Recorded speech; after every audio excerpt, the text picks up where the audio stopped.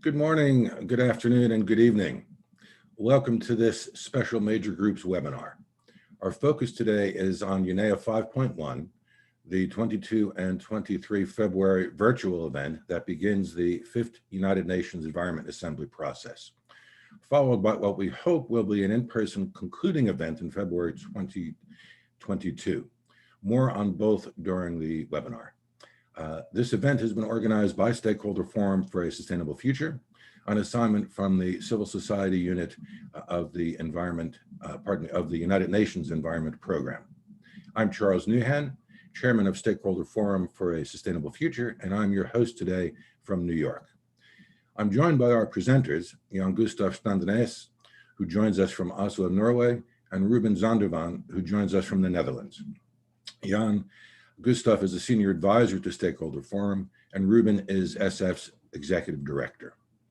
For those of you unfamiliar with Stakeholder Forum, we are an international not-for-profit NGO accredited with the United Nations and UNEP, who for some 25 years have been working to advance sustainable development at all levels. Stakeholder Forum seeks to provide a bridge between those who have a stake in sustainable development and international fora where decisions are made in their name.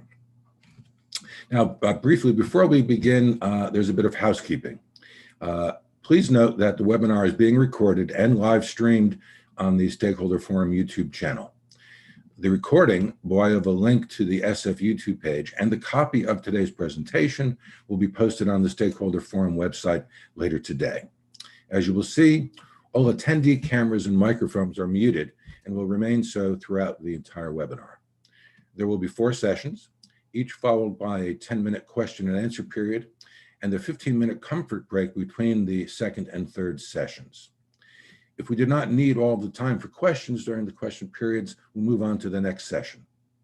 Please note that questions should be submitted in the Q&A box window below, not in the chat window. I'll repeat, please put your questions in the Q&A box. You are welcome to scroll through the questions. You'll see them. You can upvote them. And by upvoting them, it means that vote is something that we will focus more on, perhaps on some of the others, because with so many participants, we have 540 people registered for this event. It won't be possible to answer every question, but we'll do our very best. Now, as far as back to the chat box, please use the chat box to communicate with each other. And feel free to add useful links related to the subject at hand if you want to share those with others. We're also going to share the chat box information with you after the event. We will also use the chat box to add content, and one piece of content will be a link to a very informative UNEP video that nicely summarizes the medium-term strategy. I'll put that link in a bit later on. Now let's begin by introducing today's presenters. Jan Gustav Standenes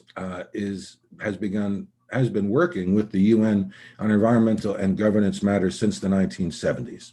He has been lecturing about the UN for 20 years, worked for the UN at the United Nations in New York during the Commission on Sustainable Development years, and has carried out multiple assignments for UNEP. Earlier in his career, Jan Gustav worked as a diplomat for Norway's Foreign Office in Botswana and Uganda, and he later directed a large aid and environment NGO in Norway for 2 decades. Ruben Zondervan is Executive Director of Stakeholder Forum for a Sustainable Future.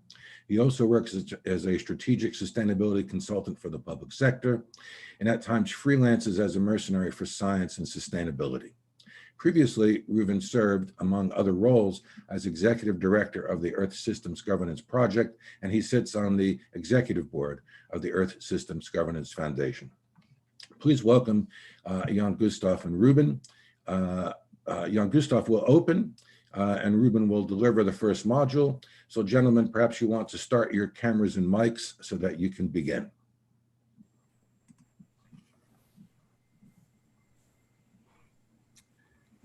Jan Gustav, I think you might be muted. No, you're not, you're good. Yeah. Okay, gentlemen, over to you. Thank you. Thank you very much, Charles, for your kind introduction. And good morning. Jan Gustav, we can't hear you. Can you hear me now? Oh, sorry. Go ahead. Am I good? I can hear. Yeah, I can hear you now. My apologies. Please go ahead. Okay. Well, technical glitches, always a challenge when we do these things. But anyway, let me get back to say good morning, good afternoon, and good evening to everybody who's joined us. And thank you, Charles, for your kind introduction. Well, we will go through these slides, a number of them, in the course of these 3 hours. And I just want to say at the beginning that all the information we have obtained is from the plethora of documentation which UNEP Secretariat, including its Bureau and the Committee on Permanent Representative, the other part of the bureaus in UNEP, have compiled to prepare for UNEA 5.1. So, Charles, could I have the next slide, please? Just wanted to remind everybody that the central theme for UNEA 5, and the 5 means the session 5-1 and 5-2 or 5.2, which is going to be held next year. The theme is strengthening actions for nature to achieve the Sustainable Development Goals. And the emphasis, as we will see throughout the presentation and throughout UNEP's work, it is action for nature. Next slide, please, Charles. This is the overview of our presentation. We've got 4 sections. First, we'll begin you with a recap on what has happened so far. Then the upcoming UNEA 5.1. And the subdivisions are, why is it divided into 2 sections? What does it mean? The content and what will be discussed next year when UNEA 5.2 is happening. Session 3 will go into some of the decisions being made this time and why they are important. And we've picked out a few medium-term strategy referred to as the MTS, follow-up issues, reports, and the UNEA at 50 and Stockholm plus 50. We'll come back to that. And the last session basically says from UNEA 5.1 to 5.2, we will talk about major groups and other stakeholders, including civil society, and what to do and what not to do, and then end with a focus on next year. Next slide, please. Just to remind you all, the formalities of preparing for UNEA 5 began in Oslo, the capital of Norway, my capital for that matter, back in June this year, last year. We're in 2021 now. And then we proceeded with the major groups and tremendous amount of stakeholders through a number of formal meetings. And we are to end up in a few days in February 2021 with a virtual meeting, which is basically centered around Kenya's wonderful capital, Nairobi, where you find the headquarters of UNEP at a compound called Gigiri. Next, please. Next slide, please. What did we do from last June until now? Well, after the Oslo June meeting, called the Oslo meeting, but it was a meeting of bureaus and stakeholders, we've had 3 regional capacity building sessions for stakeholders from September through December. There's been international major groups consultation through the so-called RCMs, regional consultation meetings, and major groups and stakeholders have participated in the CPR, the Committee of Permanent Representative, including subcommittee meetings. And the light green, I'm not colorblind, but the light green then highlights what we will be going through. We'll look at the timetable in a little bit. And the UN Environment Assembly 5.1 is February 22 and 23, in a few days only. Next, please. This is the timetable that we all want you to be aware of, and you can register and you can be part of that. And it begins on Tuesday, the 9th of February with GMGSF, which is an abbreviation for the Global Major Groups and Stakeholder Forum. It lasts for 3 days. We'll come back to the detailed program. Then the youth have their own Global Youth Environment Assembly, and on Friday 12 and 13, it's the first session of that. Then we go into the formalities of the UN on February 15 and 16, where you have something called the OECPR, which is the Open-Ended Committee of Permanent Representative. The CPR is part of the Bureau formalities of UNEP. We'll come back to that later and explain what it is. As it is open-ended, it is a preparing for the UNEA. Then On the 17th, we have something exciting to look forward. It's the launch of a book called The Untold Stories of UNEP, exciting things. And I'm looking forward to it as well, even though I was in Stockholm in 1972 when UNEP was founded. Then the youth continues with the Global Youth and Environment Assembly on the second session of that. Then there is parallel to that, there's the Science Business Policy Forum, which is always an important element of UNEP and UNEA. Then the 2 formal days where decisions will be made, UNEA 5.1 and UNEA 5.1 on the 22nd and 23rd of February. And you might want to look for the launch of the synthesis report, which is a very interesting and very, I would say, formidable document, which is, of course, downloadable after this session has taken place on the 23rd of February. Next, please.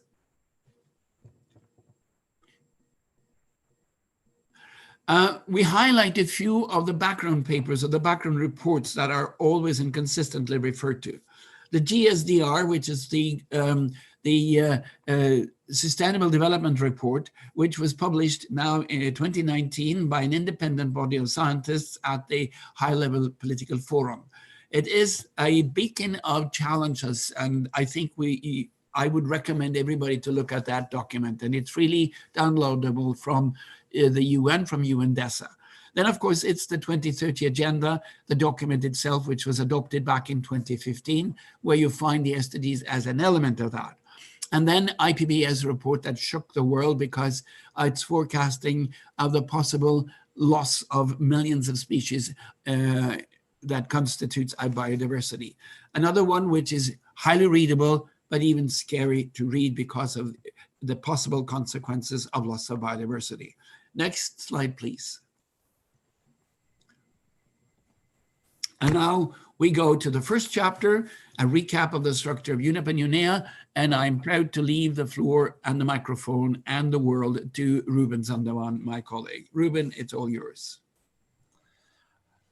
Thank you, Jan Gustav. The world is a bit too much for me, but I'm glad we have at the moment 191 participants online. So a warm welcome also from my side to all of you, wherever you are.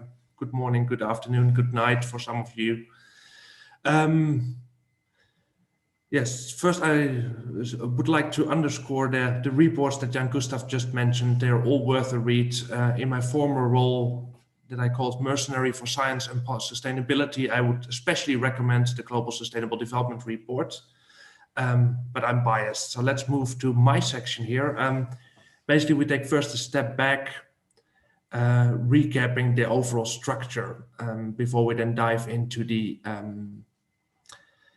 details of the agendas and what those structural elements actually do, what their roles are in UNEA. So first we have the United Nations Environment Assembly, or short UNEA, on top here of the slide that you can see. Universal membership, important, 193 members. It meets biannually and concludes with a high-level segment.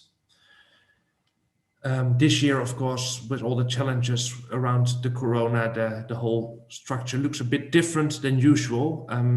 Jan Gustav will in a later section explain in more detail the breakdown in a 5.1 and a 5.2 version.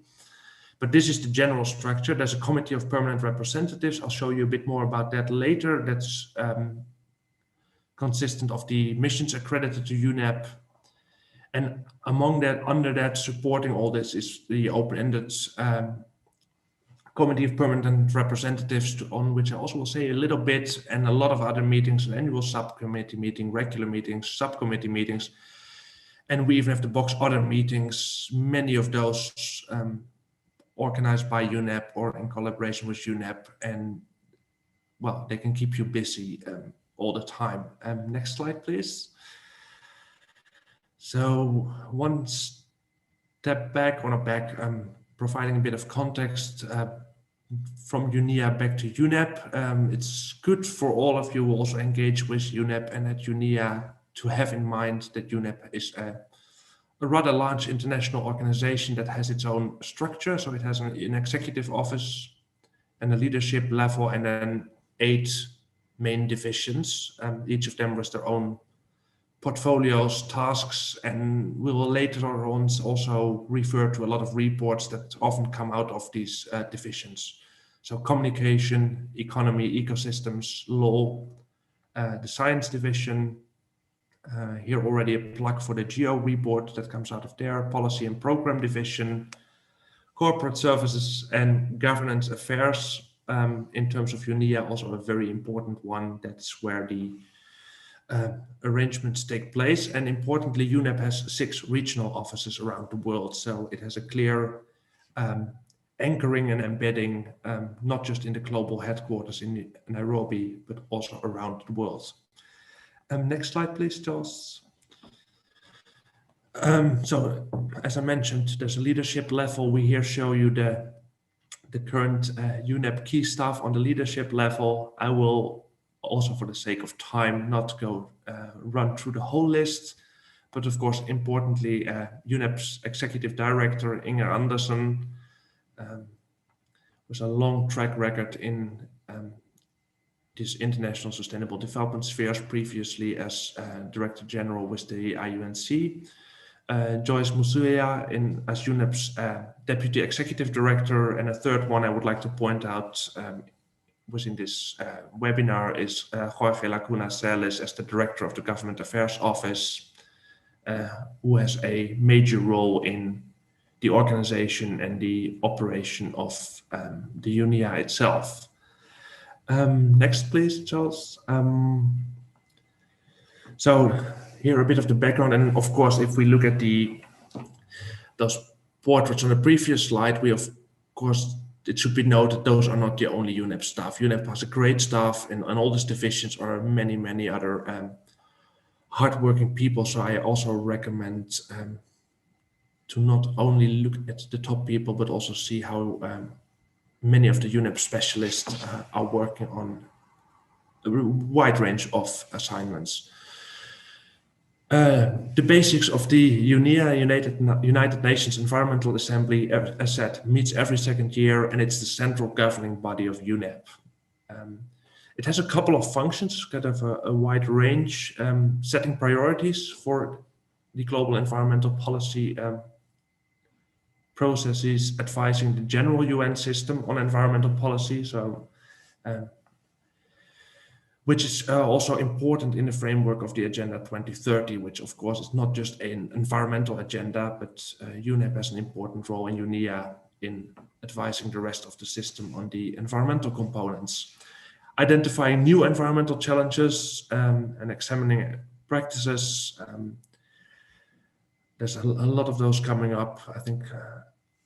Then, of course, organizing dialogues with the major groups and other stakeholders. Usually that happens also during the UNEA in a nice green tent. Always a great place to meet. This year that will be different due to the circumstances. Promoting partnerships on the environment, also very much in line, of course, with SDG 17, but and mobilizing resources. An important part, next slide, please, Charles, is then also the Committee of Permanent Representative, which is a important part of the UNEP structure. So it's the permanent subsidiary body of UNEA. So it comprises the representatives from the countries accredited to Nairobi, so the embassies mainly there. And it has an ongoing role in monitoring the work of UNEP in UNEA, also between sessions, advises UNEA and stimulate program-related discussions. And it also meets with the representative from Capital, so those that come in for the UNEA meetings to Nairobi in the run-up to the actual meeting. Next slide, please, Charles. Okay, so, well, the first one, the composition we already covered. Importantly, it's led by a 5-member bureau elected for a period of 2 years, and each of the bureau members represent one of the 5 UN regional groups of member states. So there's, again, the regional embedding of UNEP comes back clearly here. We'll also see that later in the categories of the major groups and other stakeholders that have a role in UNEA. And the CPR meets at least 4 times every year. Most of those meetings are also, were at least this year online. You could follow them online. I also strongly recommend everyone preparing for an engagement with UNEA to at least note of those meetings, and sometimes they can be actually very informative and helpful to be aware of what's happening there. So the CPR contributes to the agenda of UNEA, provides advice on policy matters, prepares the decision for adaptation by UNEA. There's always a set of resolutions being processed in a UNEA cycle, and oversees their implementations and convenes thematic and or programmatic debates. So again, quite a task. Next slide, please. In addition, there's the Bureau of the UNEA itself with 10 members, with the clear assignment to support the President in preparing for UNEA, develop a draft ministerial declaration that will be likely also a bit different this year, and represent the Bureau at relevant international environmental conferences. So that means also in the process of preparation, it's not just about the UNEA itself, but also reaching out to the other environmental conferences also within the UN system. Next slide. But that's not all. So they also have the task to carry out those tasks entrusted to it by the Assembly, assist the President in conducting the actual business of the Assembly, review the credentials. So there's clearly a programmatic, a substantive, but also procedural elements to the role of the Bureau. Prepare the sessions and also provide guidance on the selection of the overarching themes, which has been also a long process in the past months, where there were multiple opportunities also for stakeholders to voice their opinions or come with feedback. Next slide, please. Well, here we can keep this rather short. It's a further the details of the terms of references for the UNEA Bureau.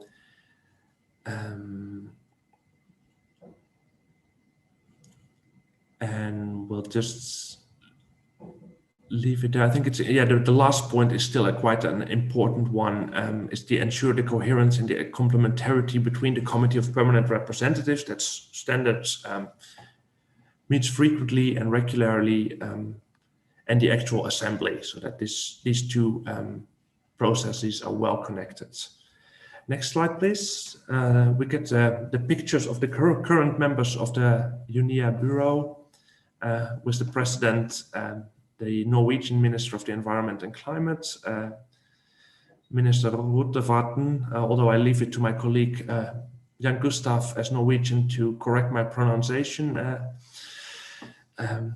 who is then assisted in his role by a large number of vice presidents of the Bureau. Again, here it's again clear that they come from the very different regions of UNEP. On the next slide, we see the further members of the Bureau, showing that this is quite a broad, well, in line with the tasks that the 3 previous slides were full of. They also have with 10 members, they are a pretty large group to deal with this. And that is kind of a quick recap. Some of the elements might have been very familiar to many of you of the existing structures. Here we didn't go into too much into the details of what is different this time because of the Corona circumstances, but we'll pick that up later. I think first it is time for a next slide, which will tell us that it's time for a first Q&A, which I would like to hand back to Charles for moderation, who might also have followed our chat. Thank you, Ruben. And Jan Gustav, if you could reactivate your camera and microphone. Now, I would like to remind our participants that questions should be put in the Q&A section. We only have one question at the moment, so I'm going to encourage everyone to please not be shy, and please think about some questions regarding that earlier recap session. The one question that's in there at the moment are, who are the 5 members of the CPR? Now, that is, I'll leave that. Jean-Gustave, why don't you address that? I think well, we did not pick out the CPR and show them they're more than 5. I think they're 10 members, and they're elected among the present delegations that are, the present embassies that are situated in Nairobi. So there's a difference between the CPR and the Bureau. Bureau is elected by the UN Environment Assembly, and it's elected based on the 5 political regions of the United Nations. So this is where the UN kind of interferes with everything in the UN system, and it becomes political. You got the Western European and other states, which is referred to as WEOG. You got the Latin American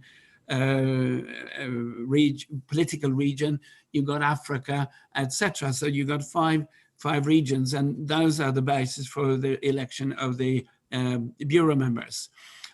When it comes to the election of the CPR, the Committee of Permanent Representatives, that election is also on a rotating basis, but these people are elected among the, as I said, the embassies that are situated and have offices in Nairobi.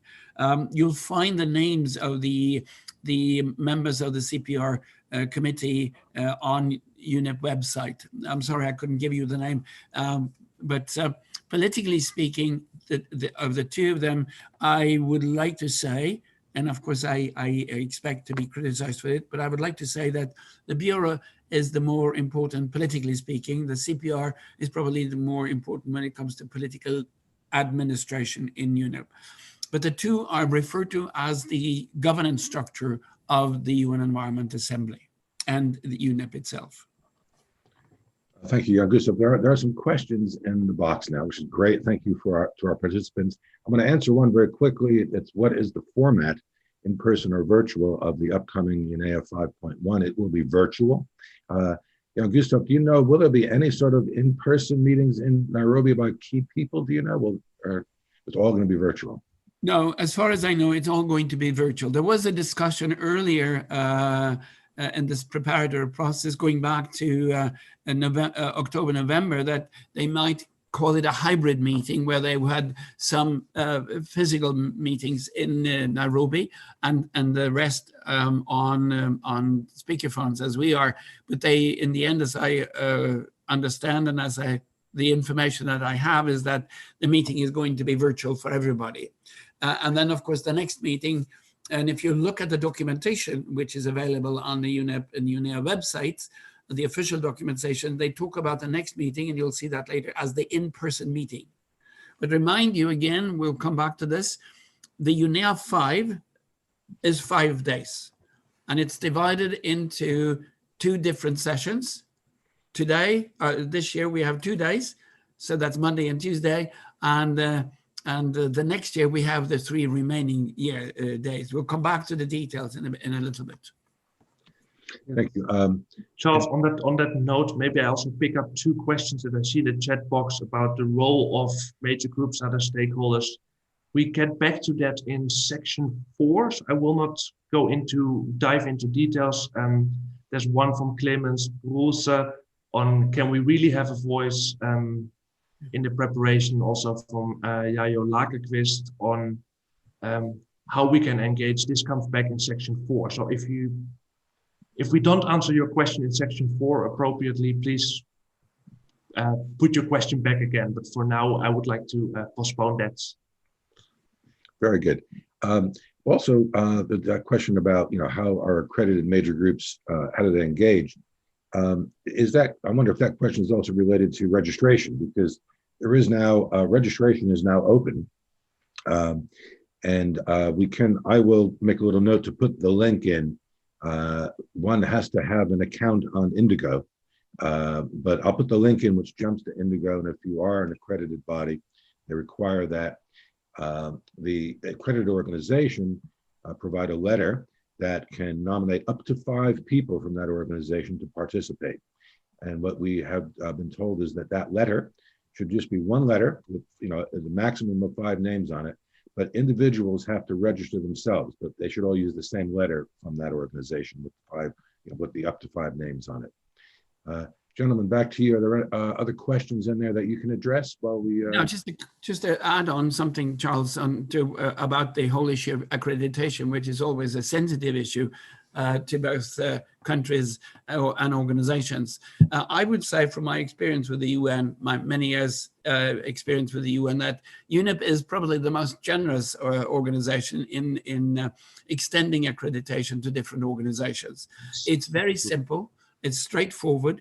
And at the very end, as Ruben said a number of times, in section 4, we'll come back to who to access and how to do it.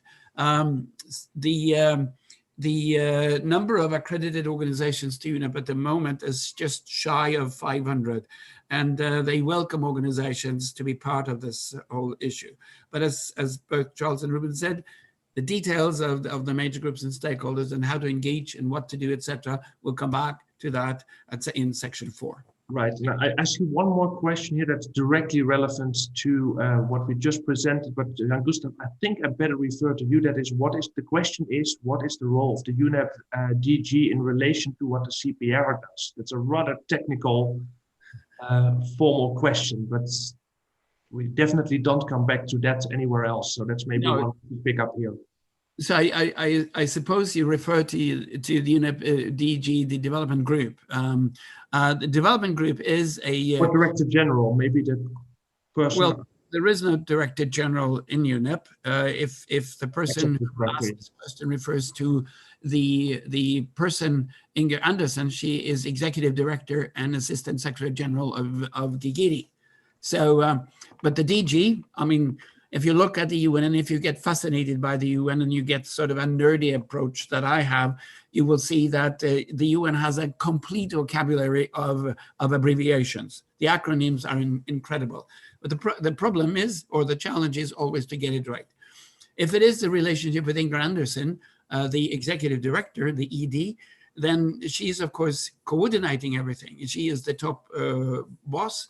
And she's also coordinating whatever the CPR and the Bureau says. The Bureau has a political position, as they said, and the CPR is in Nairobi, as Inger Andersen is the Executive Director. And of course, their relationship is probably more intense because they meet directly.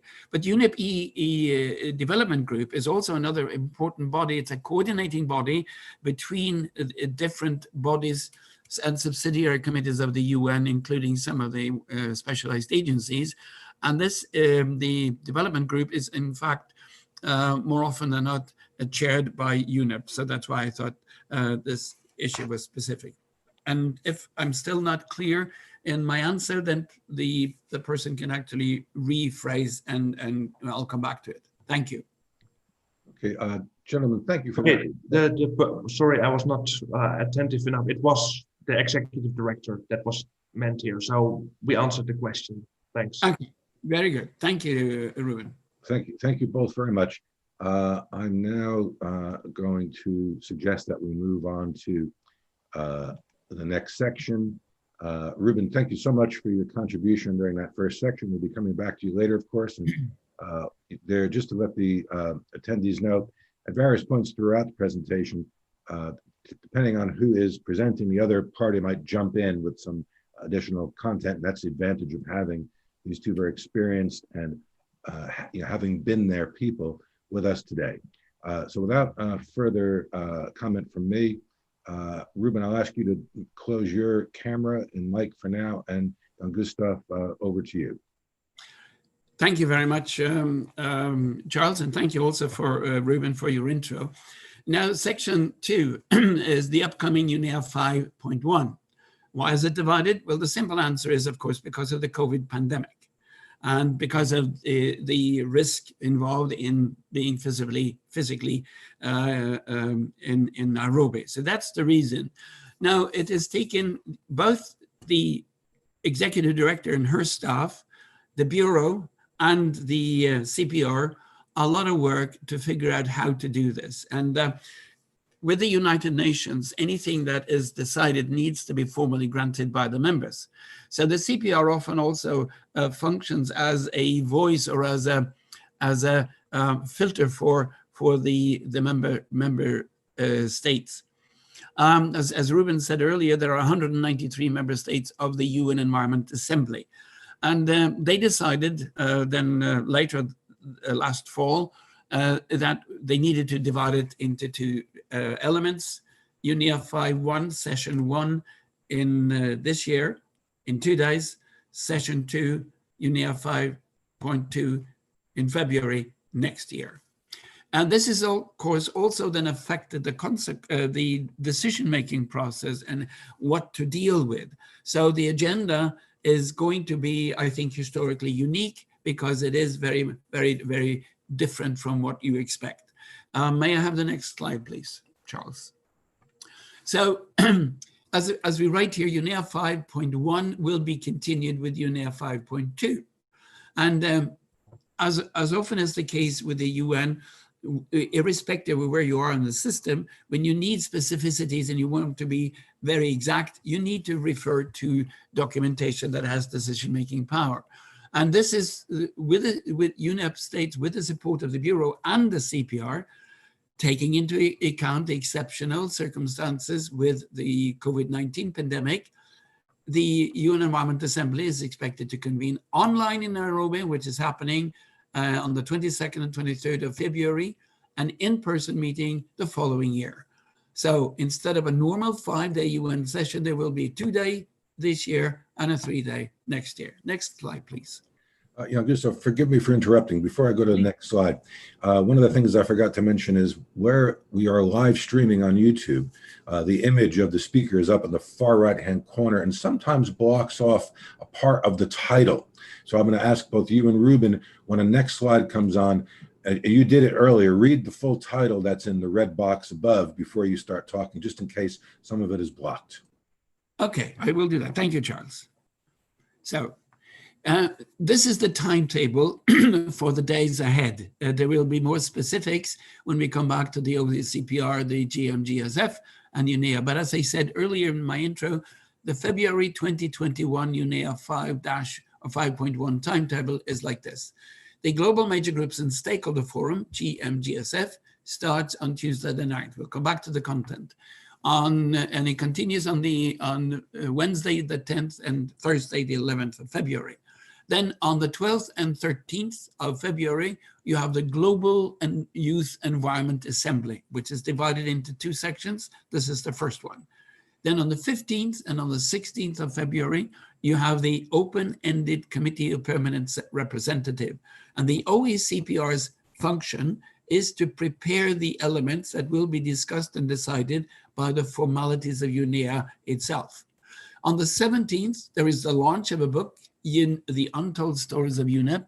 And there are many, because we tend to look at UNEP as something that happens every other year in Nairobi. But the UN Environment Assembly only directs the UNEP activities. And UNEP is actually a global organization. So I would strongly encourage you to pay attention to this book. Then on the 18th and the 19th of February, the Global Youth Environment Assembly continues with the second session. Parallel to that, as you see below, you have the Science Business Policy Forum, where science and business leaders meet and discuss issues that are relevant to the topic of UNEA. And then you have the final 2 days, which is the formalities, where some of the decisions will be made this year on the 22nd and 23rd of February, UNEA 5.1. And on the 22nd, you also have the launch of a synthesis report on the environmental issues.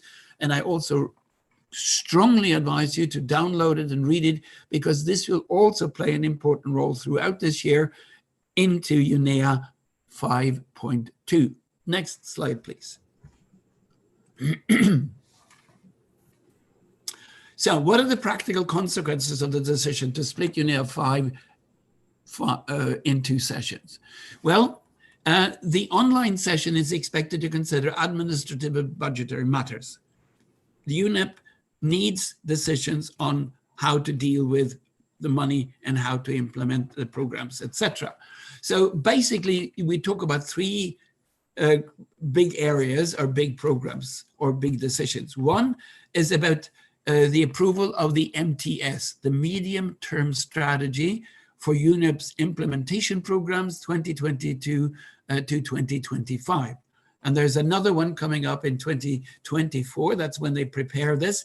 And again, somebody asked, how can we engage? You can engage in preparing the next MTS, but that engagement is also based on a continuity. So you can't just wake up on 2024 and say, oh, I'd like to be part of the MTS, because the MTS process is a long and interesting way forward. I'll talk to you about that in a little while. You have the POW, the program of work, which is a biannual thing, which is the implementation and budgetary consequences under the MTS. So this is how to deal with the program work this year, next year. Then you have the budget for the period 2022 to 2023, an extremely important thing, and maybe not easy for stakeholders to engage in, but it's hugely important to UNEP. There will be a leadership dialogue for ministers of environment and other high-level representatives on the contribution of the environmental dimension of sustainable development. And I think this is something which we need to remember. UNEP and UNEA is not about the SDGs in general. That is the high-level political forum under UNDESA in New York. But it's UNEP's focus is on the environmental dimension of sustainable development, of the 2030 Agenda, and of the SDGs. Hugely important as well. Now, there will be a number of informal online events. Some of these informal online events are closed to the general public. These are the different groupings of the UN that meets, not the UN, sorry, of the UN member states that meets. However, and it's a big however, additional high-level and side events are foreseen to be organized in advance and during the resumed in-person session of UNEA 5. And whenever you see the word in-person session, it refers to next year, February 2022. Next slide, please. This is the approved structure for the virtual session of UNEA 5.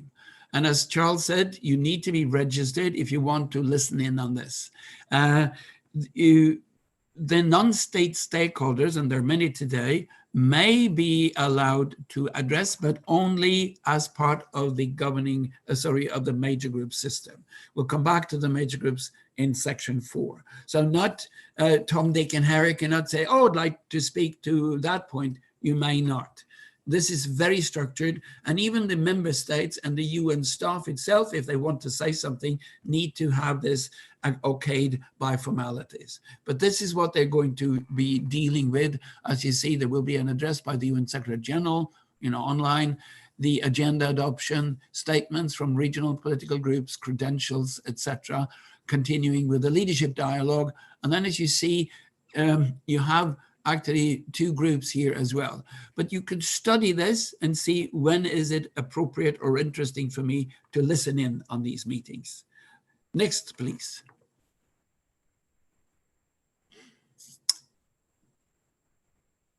I think, yes. So what about next year, 2022, the 3 days there? Well, the overarching theme is still strengthening actions for nature to achieve the Sustainable Development Goals. And it will be addressed at the resumed session of the Assembly. And then it says, supported by a report of the Executive Director, made available at a minimum of 6 weeks in advance. This is extreme. These documents are very, very interesting to read because they sort of highlight what the environmental challenges will be for the coming 2 years. And it's all often subjected to a question and answer period. Delegations are often well prepared and they have very critical questions to ask of the Executive Director and her staff. And the in-person session is resumed in February in next year. There will be high-level segments, and there will be other elements to be discussed. And as we see, it's all expected to include a session for national statements on leadership dialogues, which are usually very interesting. This is something that was put into what I call the choreography of UNEA a couple of years back, and they turned out to be highly creative and interesting, because leaders have a feeling that they're allowed to say things almost without being quoted too much on this. Next slide, please. We have a poll. Charles. That's over to me. Let me bring up the first poll. And we are, okay. Now, we're going to allow just about a minute or a little bit more. We have a good number of people on. Oh, thank you. Voting is beginning to come in. It's important for us to have an understanding of exactly how you're all going to be engaging. And of course, the civil society unit, who we are working closely with, will find this very important information from them as well. We've got about 20%, a little bit more than 20% now of you have voted, another 30 seconds or so. So please don't be shy. Everybody, please take a moment and put in your vote. If you're not going to be engaged, that's okay. But for those of you who see yourselves engaged in one way or another, we would greatly appreciate your contribution to this poll. Making use of this short polling time, there's something interesting happened in the chat, Jan Gustav. This is the first time that I've seen someone so attentive that they correct you on procedural issues. You said the HLPF is under DESA, and we get corrected in the chat correctly that it's UNGA and ECOSOC. This was a unique thing for me. I thought that's an interesting observation while everyone is now hopefully done with polling. Okay, I'm going to end the poll and I'm going to share it. And as you can see, we have now the interesting here. The greatest contribution has been to network with other stakeholders. But I think one of the things that's been pointed out in earlier sessions of these training seminars is that actually, you're networking with other stakeholders should not be as important as the other elements should you want to have a genuine impact on the on UNEA. And that's something that I think perhaps Gustav might want to make one comment about. Well, not really. I think they speak for themselves, and I think it's also a fair representation of what we've seen earlier. Networking with other stakeholders is always at the top in this part. But I also see that quite a lot of the non-state stakeholders want to also have an opportunity to influence text as well as holding my government accountable. And of course, this is very important for civil society and non-state stakeholders to do. But then I want to remind you that the preparation for UNEA, as they hold every second year, is a 2-year continuity. So you want to influence the text, you have to get involved early and start beginning at home and begin and work through regions. And the same goes for the governing profile, of course. And of course, I'm happy also that a lot of people want to learn more about the intergovernmental negotiations, because in many, many ways, I think that they represent the multilateralism is something that we need to hold dear and develop further. Thank you, Charles. Yeah, Gustav, thank you so much. I think we'll now move on to the next slide. Yes, it's still me, I think. I just want to say to Ruben, thank you for highlighting that. And of course, this is how the thing about HLPF, of course, I know this very well because I was part of the negotiating process back then. I shouldn't have said under UNDESA. You're absolutely right. And whoever said that, I have my suspicions. But whoever said that is 100% correct. And I stand to be corrected. What I meant to say was at UNDESA, but it's under the ECOSOC and the General Assembly. Of course it is. And ECOSOC is, of course, the Economic and Social Council. So thank you very much for correcting me on that. Thank you, Ruben. I'll just make one comment to that, is that, you know, UNDES is the secretariat for the HLPF, yes. and that's perhaps one of the reasons why that little tiny misspoken word came. It should be at and not under. Jan Gustav, now back to you. Ruben, I'll ask you to close your camera for a moment. Sorry? Yes. So we continue now in section 2. This is we'll go into the draft structure of the 5th session of the open-ended committee of the permanent representatives. Next slide, please.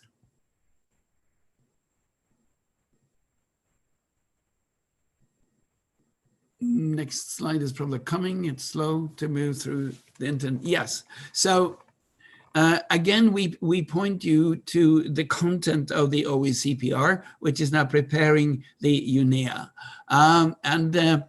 Again, if you want to engage, you have to do that through the major group system, and we'll come back to what that is later. But engaging here is, again, almost too late, because the people working here at the OECPR are the delegates and the delegations, and they are also presenting issues that they have been discussing now for 2 years.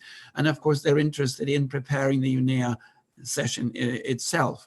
There's one little interesting thing that I thought you might want to know, because people have asked me, what does the red acronym there, ACEFRS, mean? Well, these are the languages of the official languages of the UN.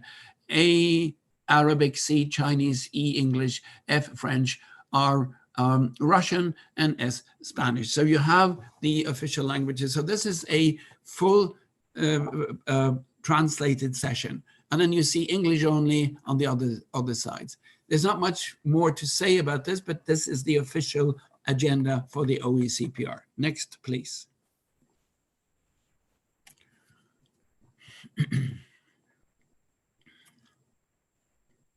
Slow moving again. So the agenda items that may be considered during the virtual meeting of the OECPR. Opening of the meeting, of course, these are formalities, adoption of minutes, organization of work, then the budget, administrative issues, and the contribution of the meeting to the high-level political forum in New York. So the UN is always, UNEA is always then putting together what they think is important for the discussion on the SDGs that takes place at HLPF under ECOSOC and the General Assembly. Then, of course, preparing the draft resolutions and the decisions for the virtual sessions. And we come back to that because this may be an interesting challenge time-wise. Next slide, please.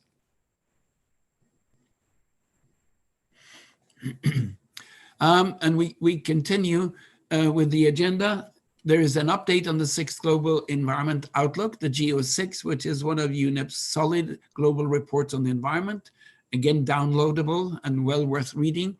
Then you have reports on the ministerial declaration and the preparation of draft resolutions. Now, these 2 points are interesting because I'm told that there will be no ministerial declaration this year, but a presidential summary of what took place. And again, this is because the session has been divided into 2 segments.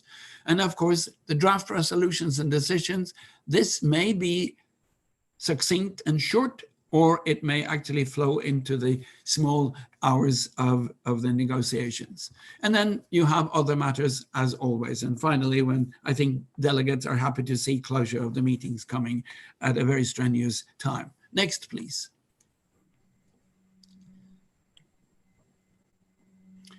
Next slide, please.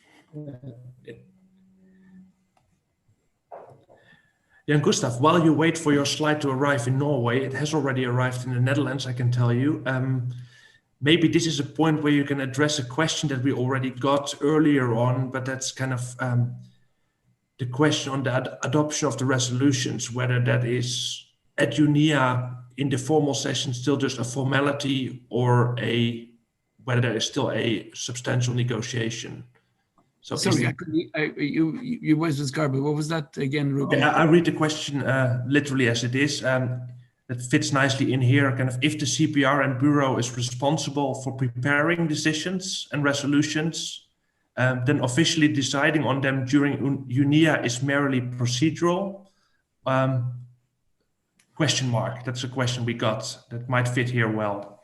Yeah, no, it's not, because in the OECPR, usually you have delegates sitting, and then you wait for the big ones, big guns, the decision makers, the person who can say, okay, I see the elements that have been you're not really agreeing to you during the OECPR, but now I come in from the capital, I'm the minister, I'm the deputy minister, I decide that this is the way we're doing things. So the OECPR is to prepare everything to hand into the meeting itself, but there's still negotiations going on the UNEA itself. So we come to the next one. As I say, there is actually a bit more that might take place at UNEA 5.1, and at the discretion of the delegates as always. And we can look at these things now. Next slide, please.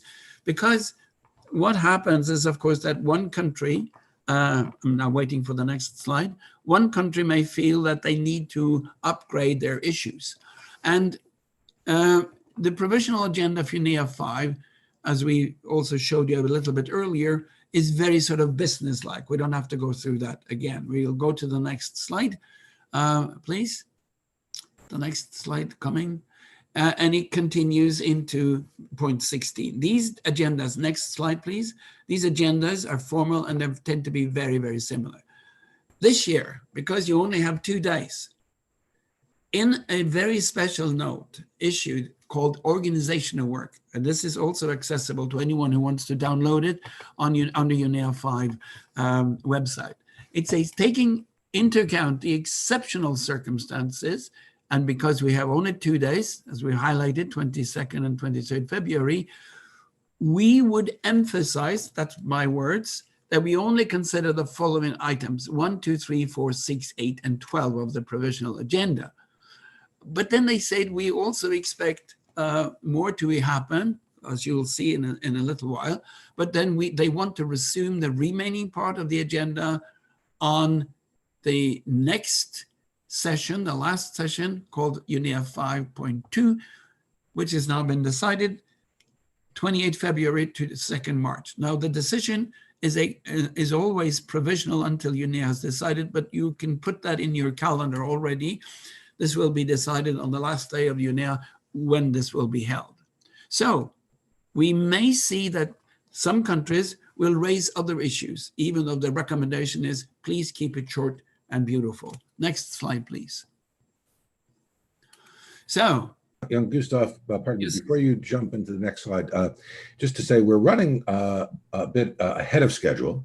Okay. So what I would just recommend, when we do have a slide with a lot of text on it, let's not jump through it quite as quickly as we did the past couple of ones, so that the participants have a chance at least to glance through it.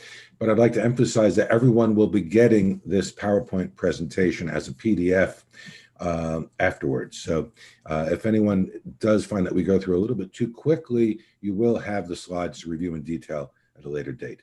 Young Gustav, back to you. Thank you, Charles. Yes, it's one of my challenges. I have a tendency to speak a little bit too quickly. I will slow down and I will take your input seriously. So additions may extend the workload, because during the OECPR, countries may feel they want to actually draft a resolution and present it to UNEA. And if they do that, then of course the workload will be increased. UNEA is also expected to consider the report from the CPR, and the chair from the CPR will present the report, which will include draft resolutions approved by the CPR. Again, if you look at the administrative document which was sent out before actually in December, they say, please be mindful of the fact that we have only 2 days at our disposal. But some countries, some delegations may feel that, well, this is an urgent issue and we need to discuss it. Then they will go through the OECPR and prepare for that. And the last point here, UNEA is expected to consider draft resolutions and decisions recommended by the CPR, with a view to adopting them and defer any outstanding issues to the resumed session in February 2022. Now, the chair of these meetings will be mindful of the time, and he or she may say, okay, we're almost running out of time. I want to defer this decision until next year. But then you will have to have a discussion on that as well. All of these elements may take place during these 2 days. So it's very much up to OECPR to be as close to reality as possible, as meticulous as possible, and UNEA 5 in the decision process to be mindful of this. So it's going to be a challenge on many, many sides. Next, please. In a normal year, thematic reports by UNEP would add to the discussion and be taken note of. There are 21 thematic reports to be aware of. And I would again actually encourage you all to look at these reports, because they are not uninformed reports. These are well-crafted reports with lots of elements for you to be engaged in. And again, a reminder, these reports will actually have an organic life up until 2022. And some reports are very down to the point, 5 or 6 pages. Others are up to 15 pages long. They're all downloadable at the UNEA 5 website. But I will then just highlight them one after the other. You have reports on biodiversity and land degradation, chemical waste, contributions to the high-level political forum, curbing food loss, environmental challenges and business engagement, environmental law and the Montevideo process, follow-up on environmental resolutions from earlier UNEAs, the GEO report, and future options for the GEO reports, you could say the key report coming from UNEP when it comes to surveying global environmental issues. You have further reports on wildlife and illegal trade, soil pollution, marine litter. We'll come back to that in a little while. And sorry, I got the last one. I lost it. Mineral resources, which is going to be very interesting because extraction of mineral resources is not only on land anymore, it's also in the deep oceans. And this is something important because this is another issue where you see the UN actually fertilizes each other. This year we enter the decade of ocean science. It's called the science we need for the ocean we want. It's under UNESCO, and they will be also an ocean high-level meeting later this year where they will be talking about extraction of mineral resources from the ocean seabed. Highly controversial, and this is where you can read something about it. Next, please. You have the famous poverty environment nexus, which is something that UNEP has highlighted beginning actually back in 1980s when people didn't really agree on how important environment was to the poverty development. You have progress on existing program and works. What is UNEP doing, and is it slowing down or progressing? You have reports on sustainable infrastructure, rangeland and pastoralism, water pollution and restoring water ecosystems, very interesting things, because also you have a decade on ecosystems restoration, innovative ways to look at SCP, the sustainable consumption and production, which is one of the workloads given to UNEP by the 2012 Rio Summit. Then you have gender equality, human rights, women, girls' rights, and empowerment through governance. And then finally, follow up on subparagraph 88, which refers to the Rio 20 outcome document, which talks about elements that UNEP should be mindful of in a process context. So again, this is work for you all from now until next February and on to 2030 at least. These are relevant topics. If a government wants to discuss this even more, then time will be used on stuff. Let me also start my video again for the questions. Those reports are, of course, also good entry points for all of you to locate your own issues that you're working on, fighting for, because these are the ones that are already in the process. They are on in the whole UNEA context. So it's much easier to attach or try to find a docking point within these reports for your topic, then try to launch your topic standalone in the UNEA process, because that's a uphill fight that, unless you have unlimited resources, will be hard to gain any traction. So, and that with this 21, I think they cover a wide range. So most of you might be able to somehow find a link, a docking point there. Absolutely. And as you pointed to, Ruben, we'll come back to some of these elements also in the last section, which you are going to address. Yes. on major groups engagement. Yes. So, Charles, we have question and answer period. Yes, we have a question and answer period, and then that will be followed by our break. So if I can ask and we of course have questions that started coming in just at about, I'm just going back as far back as 7:30. New questions begin at 7:35 a.m. Actually, just a little after 7:40. It's quite a long one. And then there are a couple of basic ones. I'll just quickly address a couple of the basic ones in terms of more information about the registration process to attend. We've added, the link has been put in the chat box twice, so I suggest going there. There's also a document that goes into greater detail about things like accreditation. There is a question in the chat box about how organizations who are not accredited can take part. And I think the important thing is at this point, it's a bit late. It's too late for someone to get an organization to get accredited. But if you are a member of an organization that's not accredited, but you can link up with an accredited organization that hasn't used all of its 5 participants, they might be willing to let you be one of their delegates, so to speak. I might ask our colleague Aurora to pop something in the chat box if she has a moment in more detail about that, maybe that document on the overall engagement that was sent around a week or so ago. And that, now, having said that, I'll leave it to the two of you to please take a look at the new questions and please feel free to address them. Yes, I can already answer a couple of them. Came also back in the chat about time zones. That's always Nairobi local time.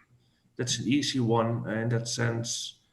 So that I see that our friend Simon Olsen has asked about a statement or a document from the Swedish presidency. And now, of course, as a Norwegian, I might have taken offense to that because it's the Norwegian presidency. I think Simon, as a Dane, is referring to. But there has been a number of sort of presidential or presidency documents, and because of the, I think the only answer I can give is because of the pandemic and the fact that we only have 2 days, some of these bigger documents coming from the presidency has been withdrawn. And as I said, it will be, usually they're adopted by or they're integrated into a ministerial declaration, but they will be withheld until until the next year. So some of these larger statements coming from the presidency will be issued or reissued as we come closer to 2022. But if you are referring to the Stockholm plus 50 segment that may take place next year, I will refer to that also later in the next session, coming back to that issue. Okay, there was a question about where these thematic reports can be found. To my knowledge, they're all on the UNEP website, but yeah. The UNEA 5 website. UNEA 5, correct. And they're listed from 1 to 25, but because I've said the 21 reports, there are 4 administrative elements. There are administrative reports that you don't have to, unless you're interested in figures and facts and numbers. You don't need to deal with those because they're not a thematic issue. But Jan Gustav, we are interested in facts and numbers and processes, so we will definitely have a look again at them. Of course, but it's an accountant, so it's the budget. Oh, I love that. Give me the spreadsheets. There was a question from Ling Ling Yao about sharing the slides to other NGOs. Yes, of course, feel free to disseminate either our slides, the UNEA website information, or whatever there is available. The more people know, the better. So please do so. Absolutely. Absolutely. There is a lot of questions about the accreditations. I think we're not going to go into them. We post the links to all the relevant documents. There's a lot of fine print. People just have to, you really have to dive into it. We can't make it much nicer for you in this webinar. That's just a procedural, not always easy procedural issue. There may be an old one, Charles, if we still have time to pick that up. We do, yeah, we're okay time-wise. I'd say you take a look at some of the older questions, and then when we've exhausted the questions, we'll go into our comfort break. Yes, there's one from Virgilio Rivera. Excuse me for mispronouncing all your names, which is a rather long one. I would like to take it up here, although it actually comes back to stakeholder involvement, but I think it's important for the overall context, also for the next section that Jan Gustav will present, is that kind of how can we act and collaborate more with the UN, and then that follows then with a whole list of practical things and a good description of what sounds a very interesting civil society organization in Mexico. So the simple things, I can't answer that because it's so specific in what you do. But I think you have to, my point that I want to make is we have to be aware of at what level, in what process are we operating here. So things like administrative burdens in your home country, be it Mexico or be it my home country, the Netherlands, are not an issue of the UN. And definitely not an issue of UNEA. There is a UN committee of experts on public administrations that looks into how we improve those things in general. So engaging with UNEA, if it's about administrative burdens or specific local implementation of this is about smart use in cities, you might be better off looking at the influence points on your national level or even local level. So I think it's important. I'll come back to that a bit in the fourth section otherwise, but don't expect the answers to everything from UNEA. It's an intergovernmental process. Your government is also involved there, but a lot of the implementation happens on national or even local level. So see where your entry point is. And let me just add to that, Ruben, also because UNEP is organized in an interesting way. When you look at the UN Global, you'll see that the number 5 usually comes back. There are 5 economic commissions, for instance, which the organization dates back to the formation of the UN back in 1944-45, where you have the Economic Commission and their sort of regional headquarters. For Europe in Geneva, you have the Middle Eastern area based in Beirut. You have for Africa based in Addis Ababa. You have for Asia and Pacific based in Bangkok. And you have for the Americas based in Santiago de Chile. But UNEP has 6 regions, and these regions have very strong implementational focus as well as they pick up the regional policies. So, for Mexico, you belonging to the Latin American region, you will then address or seek out your office, which is based actually in Panama. That's the regional office for Latin America for UNEP. But you'll see that also in Latin America, UNEP has a lot of different local offices and national offices that are very open to collaboration on implementation. And they listen and they have their antennas open to civil society. Believe me, it's very much also up to you to approach them and get engaged. Yes. If there's nothing more, Charles, should we proceed? Yeah, I don't think there are any more questions. One question is where are the thematic reports? I gave everyone a link to the UNEA 5 website, and I just had a quick look myself. I couldn't easily find where the reports are. So maybe during the break, here we go. You Oh, here we will go. Yeah, one of our friends has just put a link in. It looks, yeah, documents, UNEA 5. So good. If those who want to take a look at those links and see if that satisfies it. In the meantime, gentlemen, thank you both very much for your contributions and for answering the questions. We're going to take a 15-minute break now, which means we'll, in fact, let's come back at what would be half past the hour, which will be 8:30 New York time and all the other times that you know of. I'm not going to try to remember them all. So it's a little bit less than 15 minutes. So please stay with us.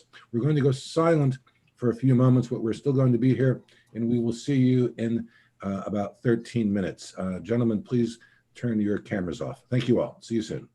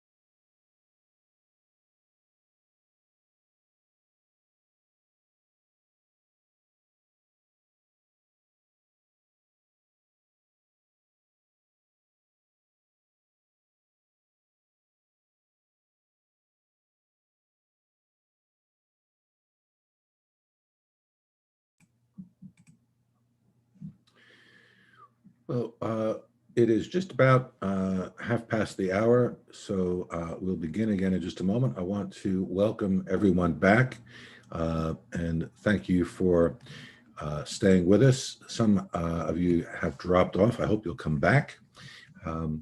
So we're now just about ready to begin. So, Gustav, I will move on to the next screen. And I'll drop off. And Gustav, it's now just about half past the hour, so I'll let you begin. Thank you again, Charles, and thank you to all of you who are still with us. And if there are any newcomers, I can just repeat my name, Jan Gustav Strandenes, and I am sitting just outside of Oslo, the capital of Norway. And for all of you who are in different countries, it's snowing quite profusely today, and we've got a healthy -6 degrees. But back to UNEA 5, and we will now look at some of the key agenda points and decisions that are hopefully made in 2021. And we've singled out the MTS, the medium-term strategy, which is what the UNEA has to decide on this time, because this is the work program for UNEP. We'll deal with a couple of follow-up issues, the reports that we have referred to, such as the Marine Coastal Strategy, one of the 21 reports. We will look at UNEA at 50 and Stockholm plus 50. And just for those of you who have asked, where are the reports, the thematic reports? Well, if you just Google UNEA 5, Google will lead you to the homepage of UNEA 5. You scroll down and you see 4 blue squares. And the blue square that has the name or the title pre-session documents on it, you click on that, and they will open up another square where you see 2 options, either pre-session documents or pre-session working documents, and pre-session information documents and pre-session working documents. And all the 21 thematic reports are found under the pre-session working documents. Thank you, Charles. Next, please.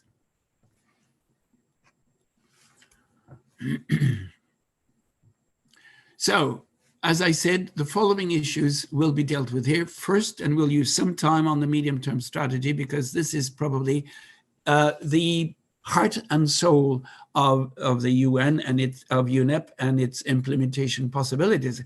And this is also where stakeholders, non-state stakeholders, are invited in and to be part of both implementing and also developing the new MTS. But there is a proviso: you need to stay engaged on a continuity basis and not just a couple of days before UNEA. Then we will deal with UNEP at 50. As you know, UNEP was founded back in 1972-73, and next year they can celebrate 50 years, and there have lots of ideas on how to do that.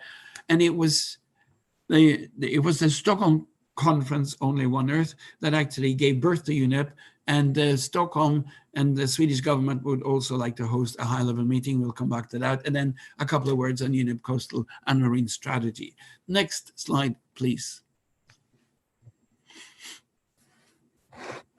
So we'll begin with the medium-term strategy, and I will refer to this as the MTS. Next one, please. So how is a medium-term strategy, an MTS, and program of work developed? Well, it's a very meticulous process, and there's an outreach to non-state stakeholders, including stakeholders and delegations and countries.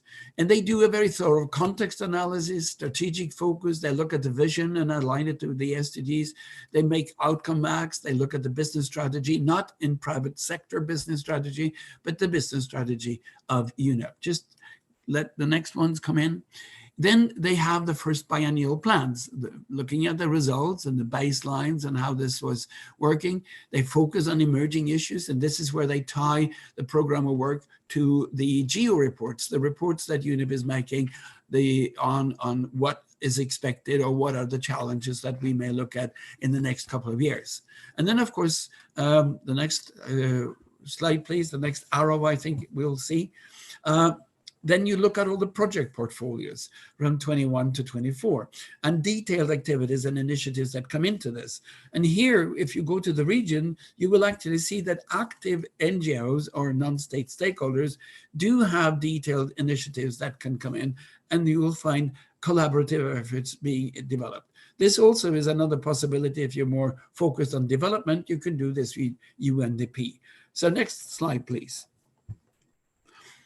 We'll just show you this because this is again something that we were given by UNEP itself in the planning process. They try to look at all the elements that they are working with and where are the strong correlations between the sub-programs and the strategic focus areas. And you see where there are strong correlation. They highlight work programs where there is not so much correlation, and they're still obliged by the UNEA policy decisions to do work on this. They will, of course, also integrate these. And so similar matrix are made every year. And, you know, you start early while looking at all the input and suggestions you get from the accredited stakeholders. And you can be locally accredited or, sorry, regional accredited as well. But you want to be, of course, accredited to UNEP on a global basis. And as I said earlier, it's not difficult to get to, and we'll give you that, how to do it in the next session. Now, let's, it's detailed. The MTS portfolio of the document is up to 150 pages long, and then you got sub-documents. But this is everything you want to know about how UNEP is going to implement all these environmental challenges.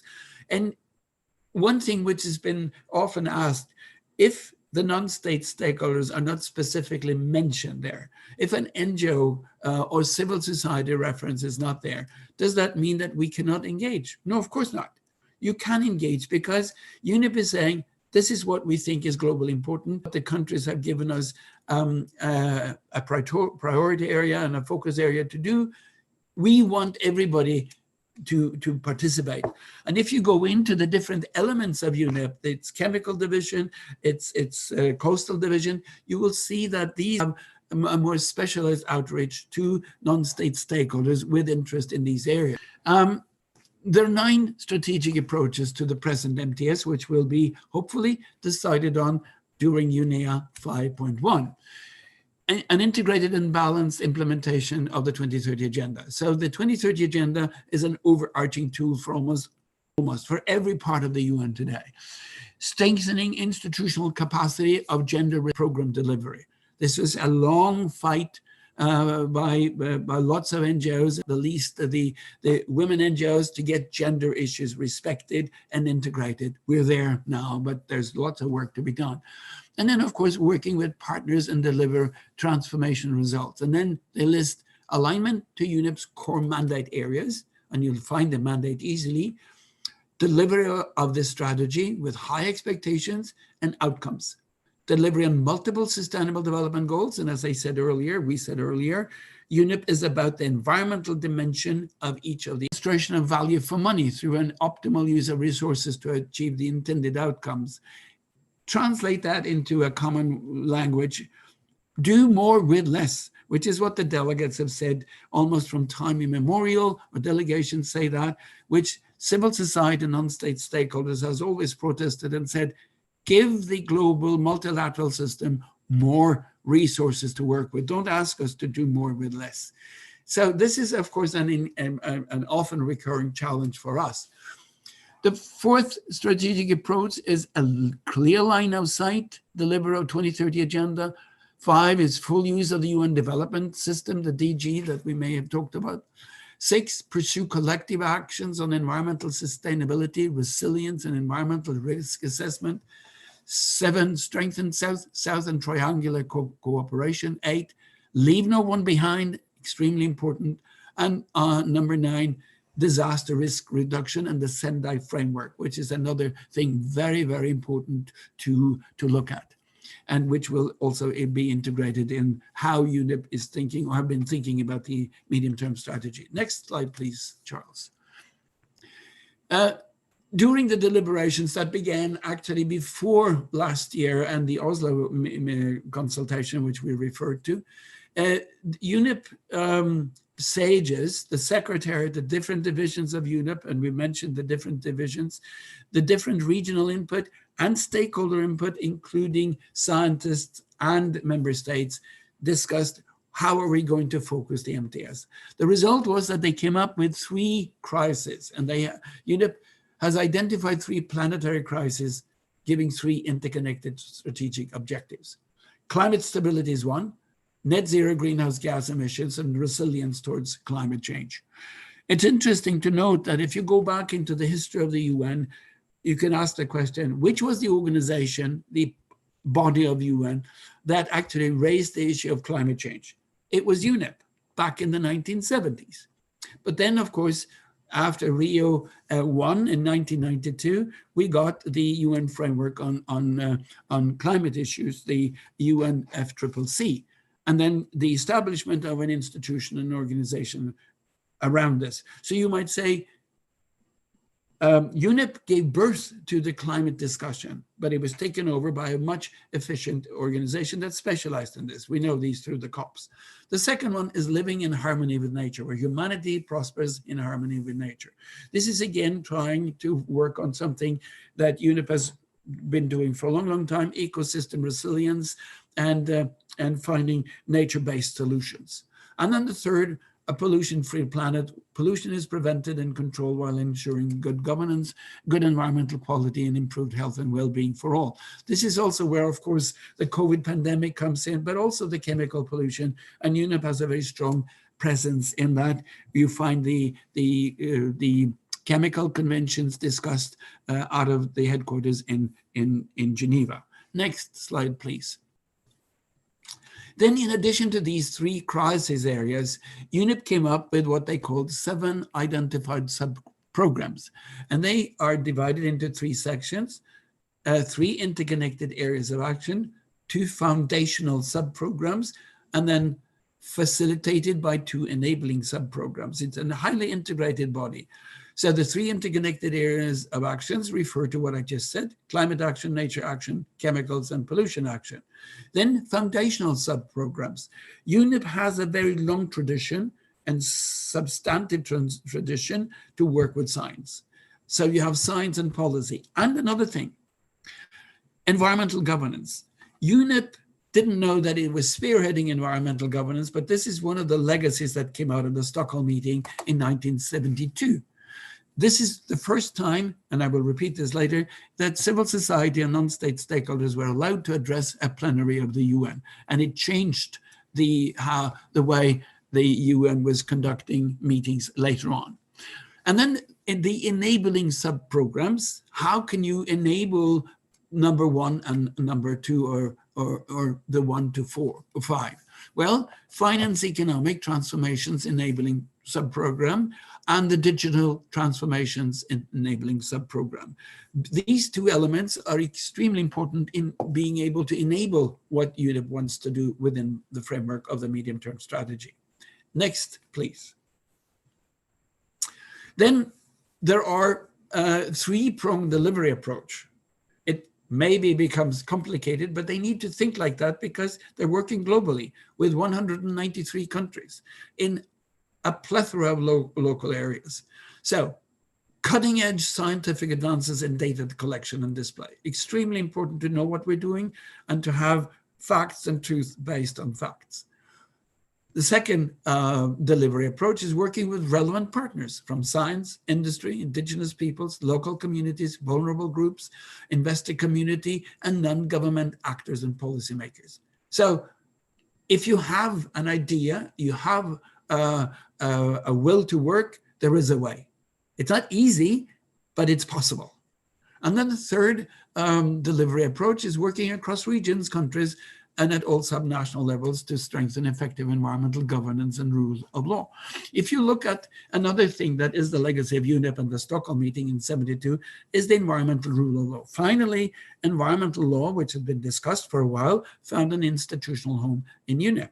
If you look at the multilateral environmental agreements today, which is part of the result of an ongoing work within environmental law systems, you have a little more than 700 multilateral environmental agreements that work. and that are actually operative. And they range from global ones down to regional ones. So there are lots of them. Next slide, please. So then the 7 sub-programs will support, accelerate, and scale up a shift to sustainable consumption and production patterns to achieve planetary sustainability for people, prosperity, and equity. And then they talk about 5 approaches. Transition to clean energy, resource efficiency and circularity, and the use of energy materials and greenhouse gas emitting reports. This is familiar speech to us.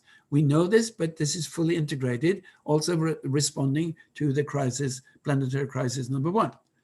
Champion cleaner production with efficient circular processes. We see that green economy is penetrating all these elements, deliver goods and services which reduce environmental degradation and detoxify land, cities, oceans, etc. And then the third here, enhanced support for ecosystem-based policies and restorative and regenerative practices to reduce habitat fragmentation from agricultural and food system, extractive industries, infrastructure. This is a very, very important element that or approach that UNEP has always had, but it's accentuated more and more and more. Next one, please.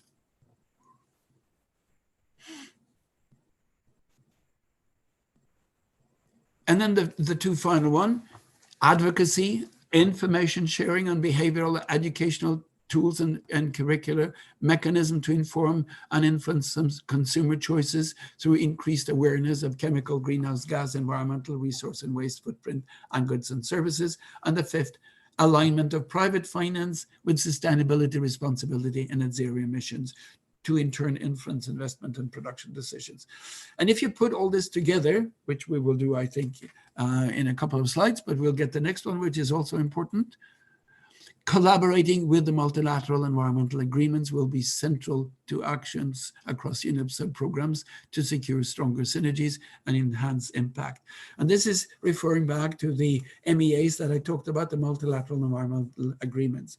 Very important to have that in mind because they give us, you could say, the value-based and even the ethical and moral-based approaches. So putting all this together, we get a model like the next slide, please. A way to look at the MTS, where all this is integrated. And it may look interesting, it may look complex, but it makes sense if you take all these elements one by one. And then when you come to the end of the MTS, this is when we need to say, okay, did we accomplish all of this? And I think this is part of what civil society, non-state stakeholders, major groups are good at.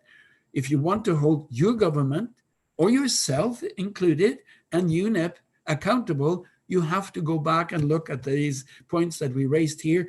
Are they all fulfilled? Are they fulfilled to a maximum degree, to a minimum degree only, to a satisfactory degree? This is the layout that we are given and that we should use. Next slide, please. Another poll. Thank you, Jan Gustav. Let's bring up the next poll, and that is poll number 2. It would be very helpful for us to know which of the thematic programs participants are or will be involved with. So again, we'll give this a minute. We have a lot of people still with us, so I encourage you all to please vote on this, even if it's something you may not be directly engaged with, something that is of keen interest to you. And we'll let it go for a total of 1 minute.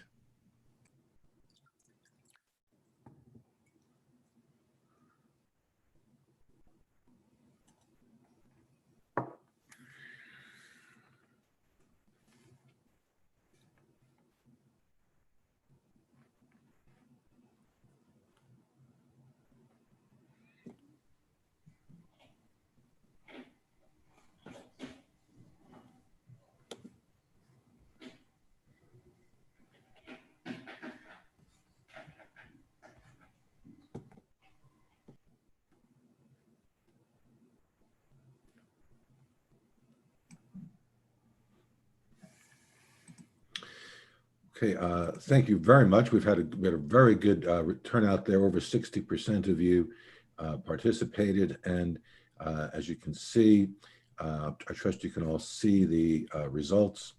Climate action predominates, but the other two sections are equally important. We'll save these and share them with you. So thank you very much for that. And I would now say that Jan Gustav will ask you to continue with the presentation. Thank you again, Charles. Yes.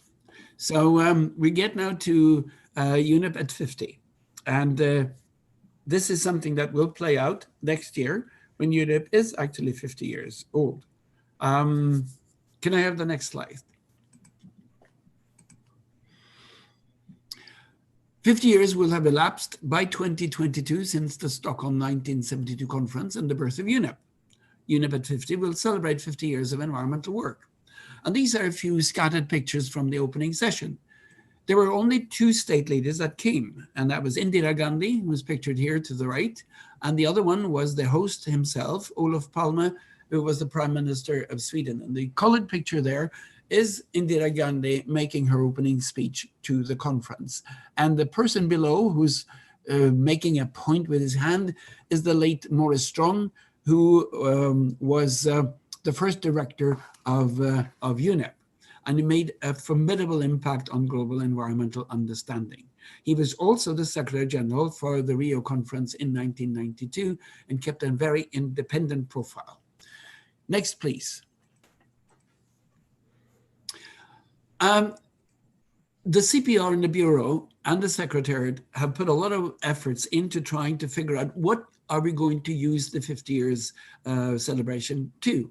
And they've listed again in one of the pre-session documents that you can find, which is quite interesting in how they put this together, a number of ideas, and we can all be part of this. They want to have possibly, because it's not decided yet, a kickoff at the virtual session of UNEA 5 in February. It could be held in conjunction with a resumed session of UNEA 5 in February 2022 and organized either as part of the high-level segment, we don't know if that's going to be part of that, or as a two-day special session under the presidency of UNEA 6. Now, again, to the formalities of UNEP. Session 5.2, which will take place end of February next year, will have 3 days. We have 2 days this year, 3 days next year. So the complete session is 5 days, and it's divided into 2 + 3. Next year will be Monday, Tuesday, and Wednesday. Then there are 2 more days to sort of be filled up with a working week. So they are actually thinking about having a 2-day special back-to-back session on UNEA at 50. It could be possible. Then there is an interesting resolution called, with the sexy name, 73333.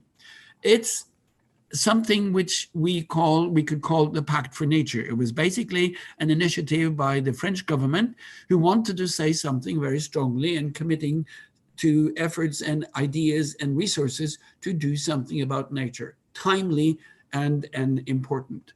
Well, this has now become a GA resolution, and the resolution actually mandates UNEP and UNEA to do something about it. It's interesting read if you go into it, and it's easily found also. You just Google GA resolution 73333 and you'll find it. Next slide, please. Then the content of UNEP might also deal with a focus on UNEP's core mandates, different but interrelated with a possible UN high-level political meeting in Stockholm in 2022, in June, that is. I'll comment on that in a minute. They want to reinvigorate environmental multilateralism and strengthen the UNEP. I think the youth major group has talked about making UNEP shine again, and I like that. Then the launch of the first Global Assessment Synthesis Report in advance of UNEA 5, something to look forward to. UNEP at 50 Communication Initiative and a visual identity video. This is something we could participate very strongly with. Develop an outreach plan and campaign to commemorate UNEP at 50. And I would say, what's an outreach for a global UN organization without its non-state stakeholders? Support engagement by civil society and the general public to feel ownership. Here's another one that we could actually get very strongly involved in. But solicit views for a new course for UNEP's future in light of the current and emerging trends. maybe the most important one. Can we contribute to looking at the organization really taking care of the environment, but also allowing its people to be part of that process of taking care of the environment, and mandating every government to say the environmental issues are hugely important. So going back to the three crises again, nature, climate, and pollution, important backbones here. Next slide, please. And finally, the UNEP at 50 might also cover tailoring UN flagship reports and initiatives to UNEP at 50. We got one on the side here, one of the flagship reports, biodegradable plastics, very good read, science-based policy summaries, and free of charge. Just download it. You can contribute and develop legacy publications. There will be one, but we can also write ones. Legacy publication will review the development of global environmental science policy interface since the creation of UNEP, something that UNEP has always heralded since its beginning. This legacy report will build on the ad hoc global assessment dialogue, bringing together all major global scientific assessments to enhance synergies. And I thought when I read this, are they going to be able to do that? Bringing together all major global scientific assessments? Wow. This is going to be a big work and a big and interesting report. And then second, ongoing work on enhanced environmental governance, policy coherence, and synergy across multilateral environmental agreements. And I think this is hugely important because we know that over the past 4 years, a certain president has really dented the trust in multilateral organizations. And I think the pandemic collaboration to fight the pandemic has been one of the best examples on how to, and the necessity to work together to get positive results for humanity. Next slide, please. And then on to Stockholm plus 50. Next, please. Again, two pictures from the opening session back in 1972 in June. The black and white picture is from the plenary room. And this is Prime Minister Olof Palme, who was the host back in 1972 and who was sadly assassinated in the middle of 1980s. We pointed out the legacy of the 1972 conference. It's the environment being firmly put on the global agenda, definitely.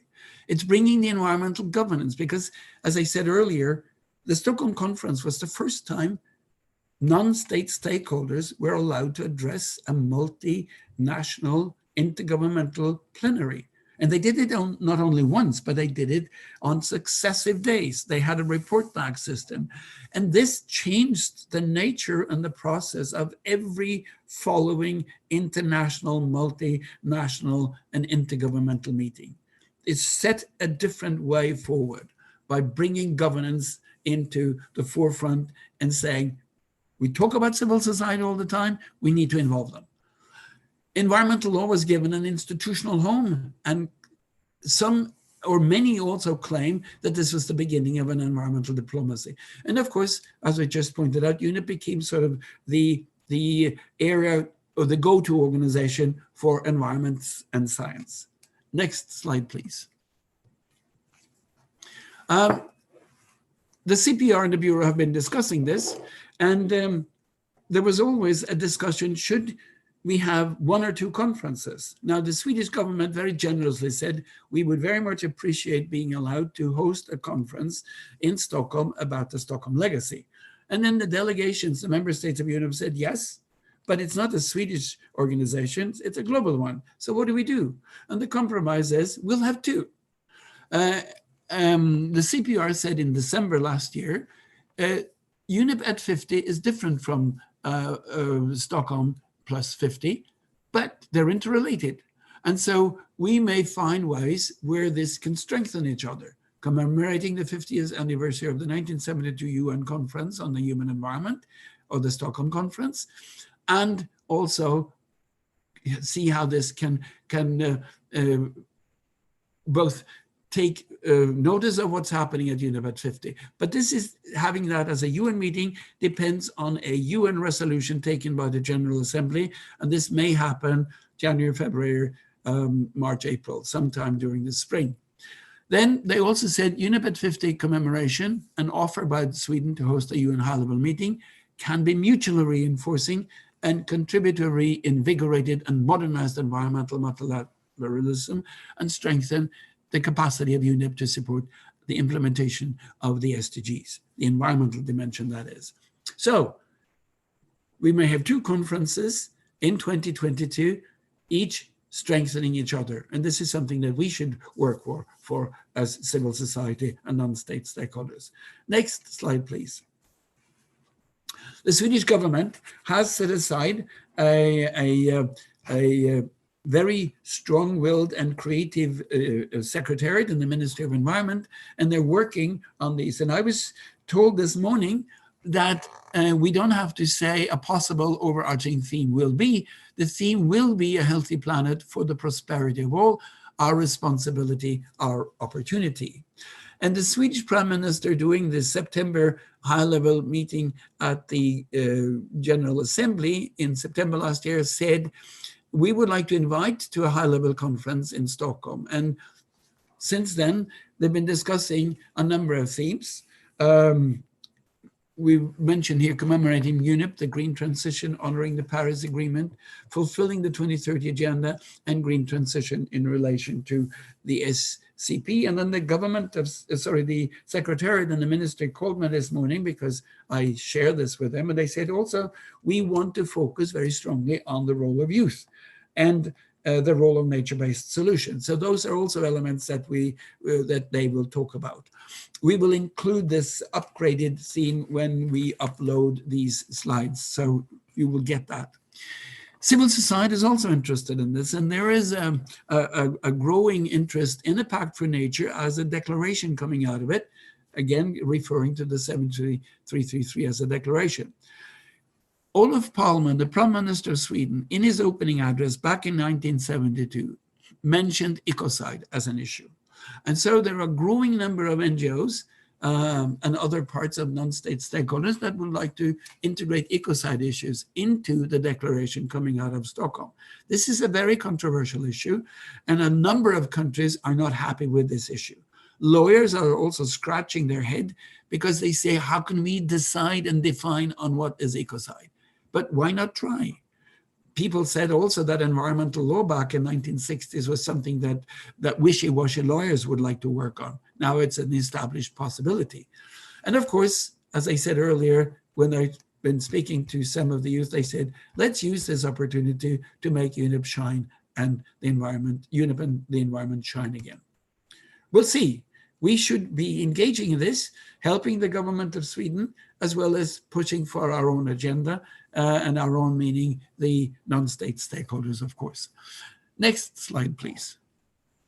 And then I said, out of the 21 thematic reports, we'll pick out and just give you an example of what you can expect to find in all the other areas. And we'll just give you 2 slides on the marine and coastal strategy. Next slide, please. Again, it's meticulous, fascinating, and solid work that UNEP has done. You see the model of the medium-term strategy, and they put up 4 points on how this is integrated into the marine coastal strategy. Enhanced knowledge base, build capacity, circularity, policies and strategies, and financing principles into the blue economy. So in addition to these models, and I can have the next slide, please.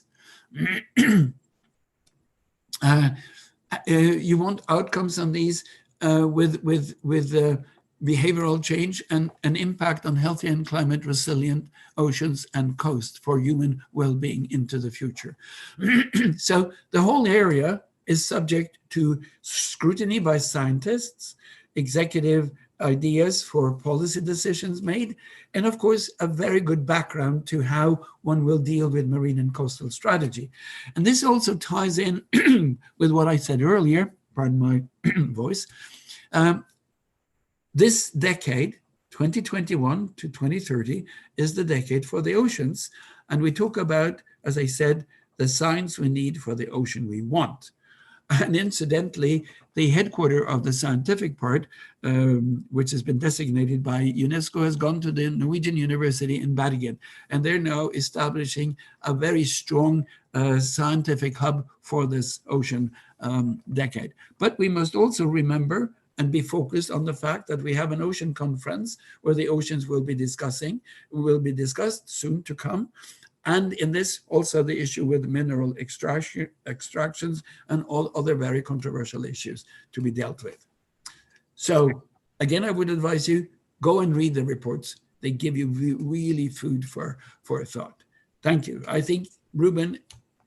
I was jumping in to give you a bit of space to take a sip of water and recover your voice, because you still have a lot to do. And anyway, I think the next section is mine anyway, but we have a Q&A first. Yes. I just wanted to reiterate a point you made kind of in your last half a minute, no, not explicitly, but the ocean topic is now very prominent in UNEP, as Jan-Gustav just described very well. But it's a huge UN-wide operation going on oceans where it ties into. For oceans, it's very visible, but this applies to a lot of the other thematic issues. They are not isolated within UNEP or even the UNEA processes. They often tie into other UN processes, be it the broader Agenda 2030 or be it a very specific sub-agency with an acronym that hardly anyone knows of. So yeah, my point here is keep that in mind. Those things are also, again, to my practical kind of point as a lobbyist, strategist, where is your point of entry? It's not always when the report is at the desk of UNEP. It plays in many parts of the system, and the influence is, well, UNEP is very good on the civil society engagement, but sometimes if you come, for example, more from a science background, you might also have more valuable input points somewhere in this mosaic of where a topic is located within the UN system and the linkages between it. So that gave Jan-Gustav 2 minutes to recover his voice. Let's jump to the questions. Charles, maybe you can help us here in structuring. Thank you. Yes, well, first I'll just begin. There's a quick question at the bottom. When is the Oceans Conference? The Oceans Conference was meant to be in June 2020. It was postponed, and it was meant to be in Lisbon. I have to say I haven't had a notice as to current status and if it's been rescheduled. I don't think it has, but what I would say is simply by doing a search on UN Oceans Conference, the site comes up very quickly. Further, there is still activity. You know, there are meetings going on virtually to keep the process rolling along. And what I'll do is once we step away from this and the next presentation starts, I'll check out and see if there's anything online, and I'll put something in the chat box. Well, I can say that, Charles, if you go, because I expected a question like this to come up, if you go to the Ocean Conference website, it says Lisbon Conference date to be announced, but there may be some further issues to that, and maybe some of our listeners and participants have expert knowledge that they could actually give us also. Thank you, Jan-Gustav. Gentlemen, if you look at your questions box, the first question shows in 36 minutes after the hour for this new segment. If you wouldn't mind taking a look at them and maybe deciding who's going to jump in and respond. We have some good questions there. We had about 8 questions, and we have 10 minutes. We're a little bit ahead of schedule still, but I think we're going to need time for the next section, and for the wrap up. So we do want to end at 10. So let's try to answer what we have. And again, the first question is about registering media as the media or delegates. What I would say is we did put a link. Our colleague Aurora put 2 links up just recently in the chat box about registration and who's eligible. So I would urge you to look at those documents. I think they're both PDFs. I suspect you'll find your answers there. Jan-Gustav, Ruben, do you want to take some questions? Well, if it says, if we are a social organization, should we register as media or as delegates? No, a social organization is an NGO. Then let me, I could go on for hours talking about the history of the non-state stakeholders at the UN. But that's why I next section to present that it's not hours, but just limited to 10 minutes. No, I know that. But I was going to say that the non-state stakeholders at the UN is known as the non-governmental organizations. So the NGO, if you go to the charter itself, in paragraph 71, it refers to the NGO community. So when we talk about the major groups, they can be indigenous peoples or women and or children and youth or trade unions. If you want to be accredited as at the UN, you have to be understood as a non-state stakeholder with a certain organizational qualifications. And all these qualifications and the understanding of how the UN looks at the non-governmental organization is found in a document called ECOSOC 1996-31. And if you read that 15-page document, you will actually get a very good picture on what they mean with an NGO and how to accredit that. But a social organization under the 9 major groups would be accredited as an NGO, definitely. Thank you, Jan Gustav. If you wouldn't mind glancing through the questions and picking out. Yeah, I will do that. There's 2 on what there is in the Ocean Conference. I have to admit, in preparation of this webinar, I didn't catch up on the latest development on that because that's a separate process in itself. But those topics make sense. I'm not sure if they're addressed centrally, but they're definitely part of the total ocean portfolio. Again, I recommend dive into that report on the UNEA website, whether it's in there. But again, if you talk about, just to mention about fishery and labor and HR conditions on seafaring ships, that's an ocean topic, but you might also want to have a look at the ILO for labor or at the International Maritime Organization, what they are doing. So again, multiple entry points. Not all organizations have the same authority or mandates.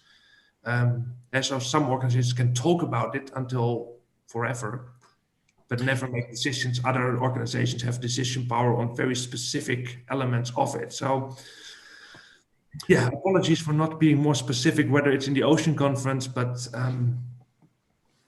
we actually, on the oceans, I would like to just point to, I know that there is an expert organization participating, but I would also advise those of you interested in this to go to the homepage of an organization called Ocean Care. They're based in Switzerland, and they are really on top of all the issues here, a fellow NGO with expert understanding and knowledge of these. So Ocean Care. I have a question from Laurie Johnson. It says, it sounds like the thematic reports are defined by donors rather than science-based merit. What efforts are being taken to change this UNEP structure, and are there plans to increase UNEP funding with trust funds through the UN? Are there plans to increase UNEP funding? Yes, every year, every half year, every month, because UNEP's total budget is still a little bit less than if you put the budget of Greenpeace and WWF together. And hopefully this will be increasing, but donor countries are quick to say we'll help you, and they're long in actually giving this financial support to UNEP. So this is something we'd have to fight for. But then you say, it sounds like the thematic reports are defined by donors. No. First of all, donors and member states are 2 different things. So don't mix up the donors by member states. But of course, member states have a say in what the thematic report should be like and what the thematic elements should be, how that should be put into the MTS, because it is an intergovernmental system. What is interesting and what Ruben has pointed to, and I think, Ruben, you said that UNEP is a very transparent organization and easy to get into, which it is. And if the non-state stakeholders, the major groups, the civil society organization, stay the course of action, we can actually influence this. Let me just give you a very sad piece of information. 2 MTSs ago, that's 8 years ago, the civil society unit and the body of UNEP that actually worked on developing the MTS at the time reached out to the accredited organizations, the accredited non-state stakeholders, twice, asking them for input to the MTS. And they received 0 input from the non-state stakeholders that are accredited. And this is actually a sad legacy on our part. And this is why UNEP has changed this, because they want to have engagement by civil society. And I would also say the other thing that influences this heavily is science. So that when science analysis through the GEO reports and more of these bigger reports, they come out with and said, this is something UNEP must work on. They do that.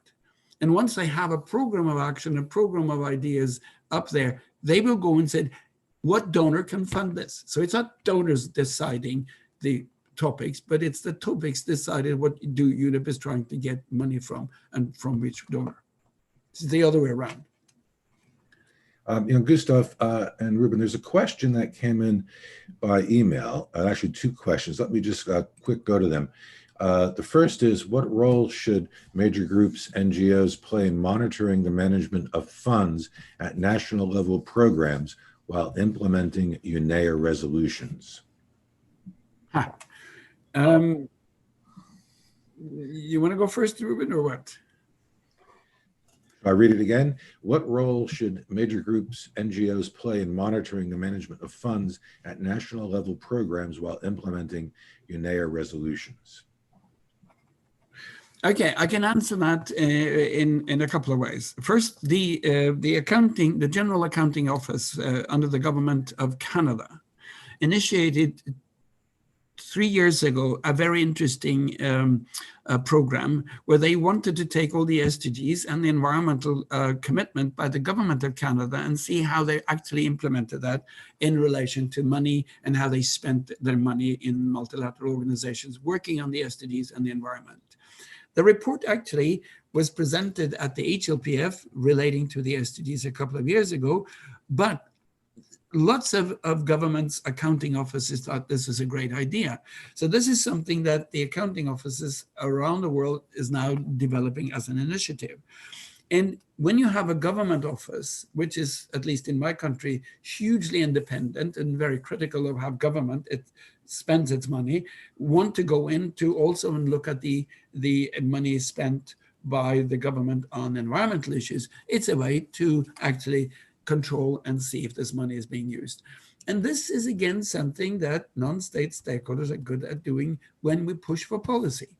But again, it means that we need to understand what's happening in our own government, and we need to have a monitoring system to see if this money that is being allocated to UNEP or allocated to X, Y, and Z inside the environment is actually used on that level. It's hugely important. And unfortunately, myself, I'm not an accountant, and I'm not hugely interested in financing issues, so I tend to not go there. And if you look at the NGO community globally, or the non-state stakeholders, there are very few organizations interested in this part. And unfortunately, we know that finance and money runs the world. So maybe we should put that into our advocacy portfolio and really study this. It's a very important question. Yeah, Gustav, the follow-up question to that is UNEA, through transformative multi-stakeholder actions, where does it place funding for us? I presume the question asker is referring to NGOs, to ensure that we are effectively facilitated to monitor and report on state parties in support of sustainable development by improving on environmental governance. Jan Gustav, shall I? You can go. I have comments, but go first. I first take a step back to the previous question. Still, I think you had two very good points there. One is just the general transparency of government accounts. That's something where NGO, civil society always should work for, regardless whether it's UNEA related or anything. And in some countries, that's much more transparent than in other countries. In some countries, those offices that deal with it are more independent and critical than in other countries. So I think there's generally a huge role for civil society in this transparency question. And the second level is indeed also understanding it. Because I do work with government budgets on many levels, so I can read the spreadsheets. It's still, especially the question referred to UNEA resolutions. There is not a clear one-on-one connection in budgets and spending to a resolution. So the attribution of expenses to a resolution is a terrible, difficult job. And the question is, do you want to go into that, or do you just, is it not more effective to just make sure that there is transparency in the spending and an impact measurement on the spending? So it's kind of how difficult do you want to make your task? To the how much the funding allocated, my short answer would primarily UNEP and UNEA are not funding bodies. There is, or at least was, it's now of course different with online meetings, but there were funds to support civil society participants to the UNEA meetings in the past. And there's always small support structures, but I think we should not even really dream about a big pot of money from the intergovernmental, with the focus on governmental system, for NGOs to be critical about the governments, neither through UNEP or in any other UN context. So that just is the big picture of the answer, but I think Jan Gustav has a more detailed view, but I think it's maybe not the most efficient to try to find money through that trajectory. There's other funds.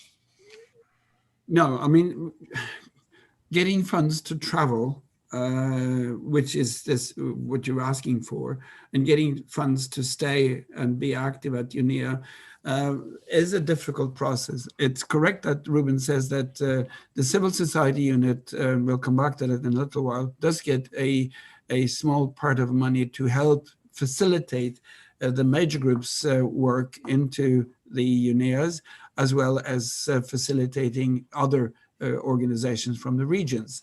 But it's something we hear about at every gala dinner and every closing ceremony. We appreciate the work of civil society. We need you here. You're the backbone of the world.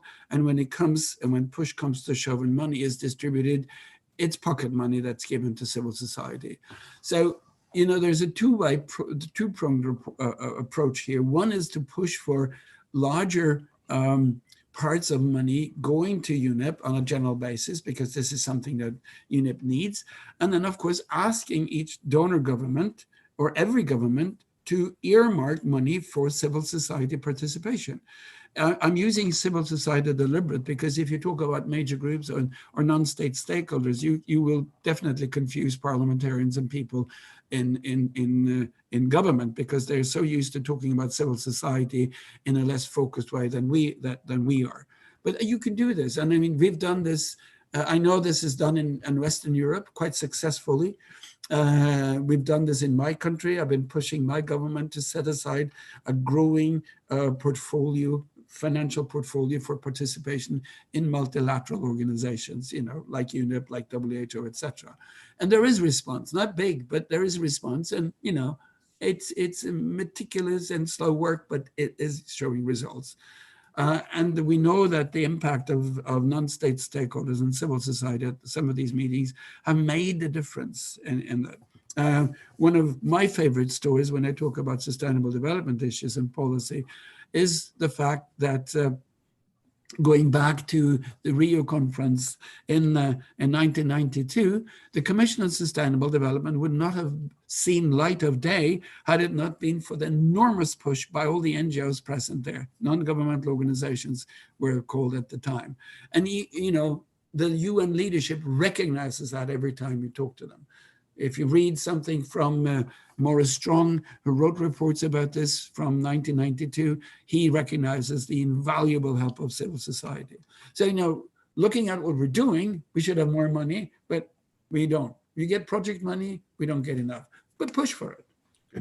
Jan Gustav, I'll ask you to stop there, and we are actually now, although we're a little bit ahead of schedule, we've actually lost some time. So I want to get to the next section. I'll just make one final comment about that, that NGOs can go directly to their governments to ask for support, that it's just not just necessarily UNEP. For example, in 2019, Stakeholder Forum had some funding from the government of France to send delegates to the Global Pact for the Environment meeting that took place that year.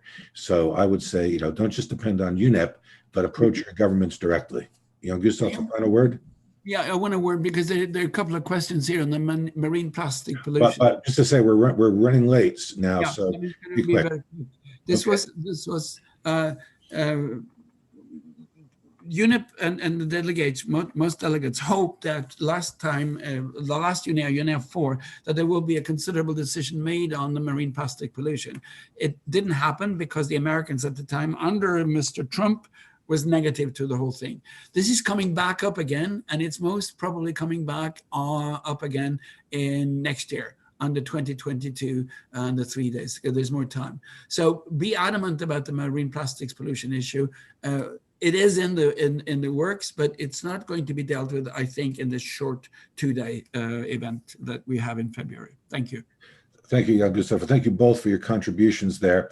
I'll now say that we will now begin the next and final session that will be kicked off by Ruben with some contribution from Jan-Gustav along the way, and Jan-Gustav will wrap up the final few sections. So Jan-Gustav, for now, if you can, that's right. Ruben, you have the floor. Welcome back, and you have it. Thank you very much, Charles. Thank to all participants who are still staying around. We are getting close to the end. I'll also try to keep my remarks brief, because a lot of the things we mentioned now we already touched upon in previous Q&As or at other points. So let's go into it in the last section. So from UNEA 5.1 to 5.2, the opportunities for major groups during the UNEAs in relation to the MTS. And of course, with a focus on 2022. And with that, we go to the next slide, where we unfortunately have a slightly outdated picture, but this as a shout out that to the UNEP Civil Society unit, that is the unit and the docking point for all the work and interaction between civil society and the UNEA process. So headed by Alexander Juras, who is on the picture to the right. This office is crucial for all of your work, and they also deal with your accreditation issues. So Aurora already was now part of this civil society unit, already posted the links in the chat. So we are grateful for the support, and I think it's important in this big picture where I started my presentation earlier today, the building blocks of UNEP, the civil society unit is in those building blocks, but in the context of what we're talking about today, a very important one. So the following non-state stakeholders participate in the UNEA process, that is participating in a formal capacity. These are, again, as mentioned, those 9 major groups. I'll just read them out for clarity. They're on the slide. The women's major group, children and youth, farmers, NGOs, indigenous people and their communities, workers and trade unions, the scientific and technological community, local authorities, and finally business and industry.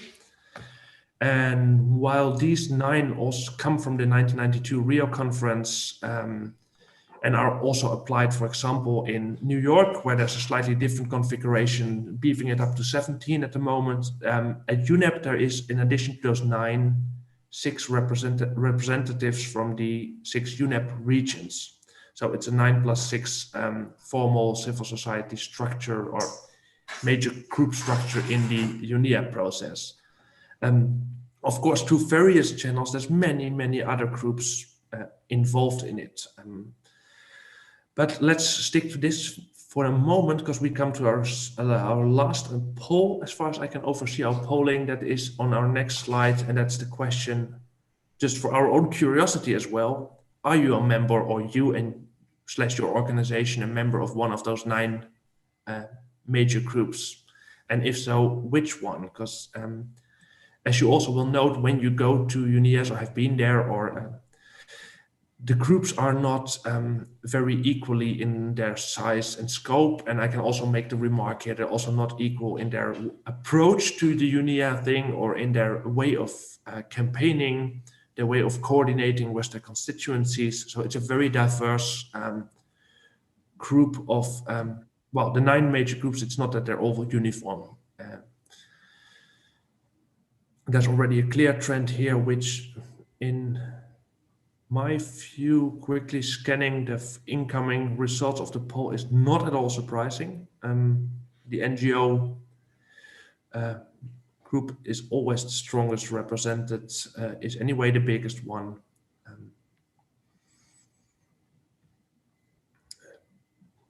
We'll just go for a few more seconds. We've got a little over 50% participation, and it looks as if we've topped out now. So I will now share that with everyone.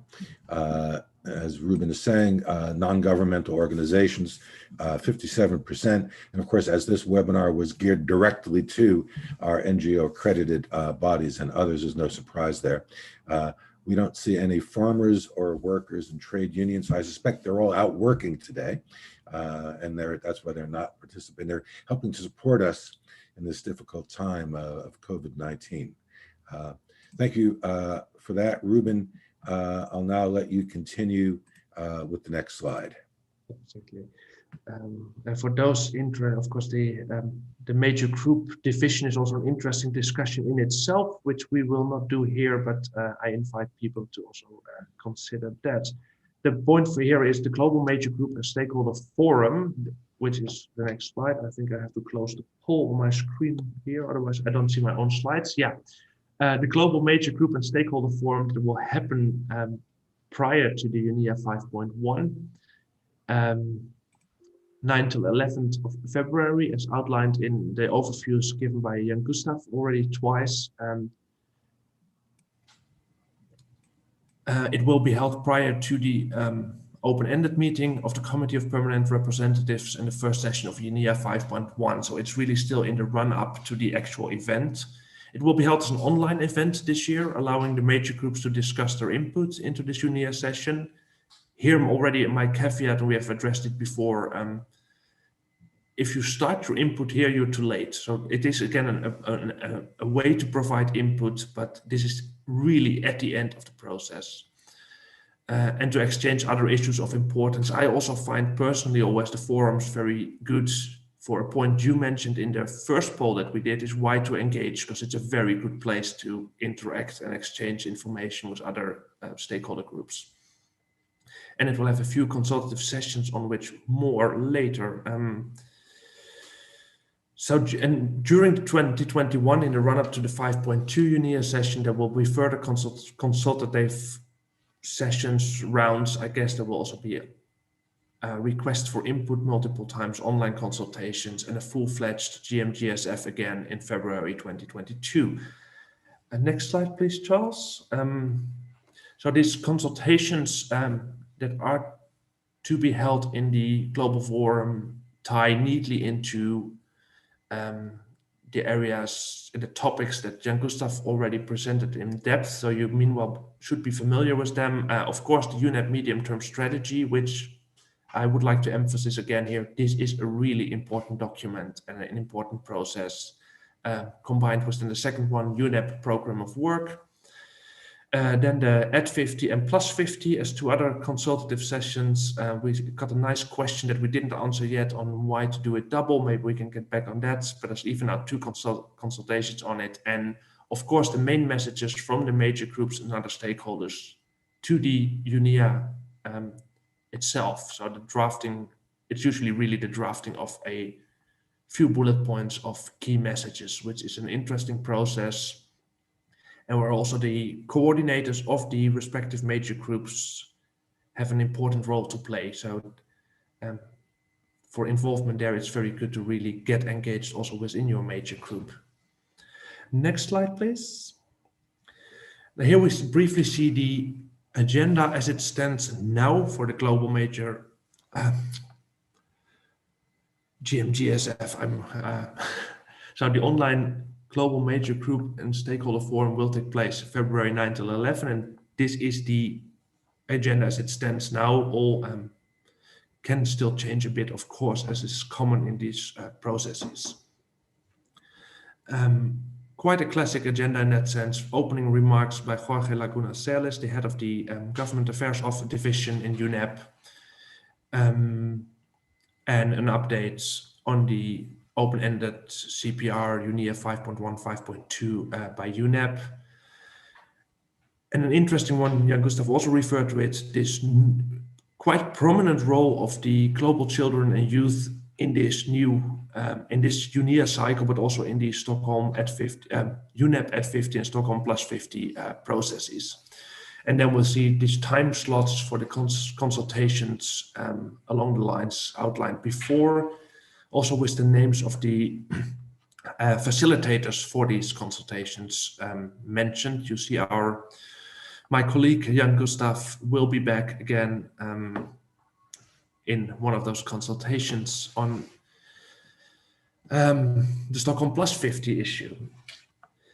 And then the second day is really the focus on the main messages from the major groups and other stakeholders to the UNEA process. Next slide, please. So now from kind of the details and the nitty-gritty of an agenda,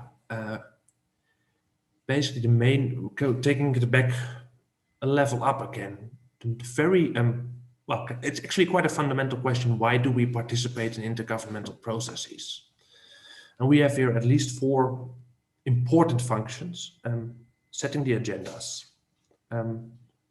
Of course, participating in this UNEA doesn't set the agenda for this UNEA. As Jan Gustav exhaustively outlined, it's a very long process, but there will be other UNEAs. There will be next MTSs and other programs. So it's an important part of it, negotiating the outcomes, conferring a certain legitimacy to the process, and implementing solutions. These are all important functions why you would like to attend or get engaged in these intergovernmental processes.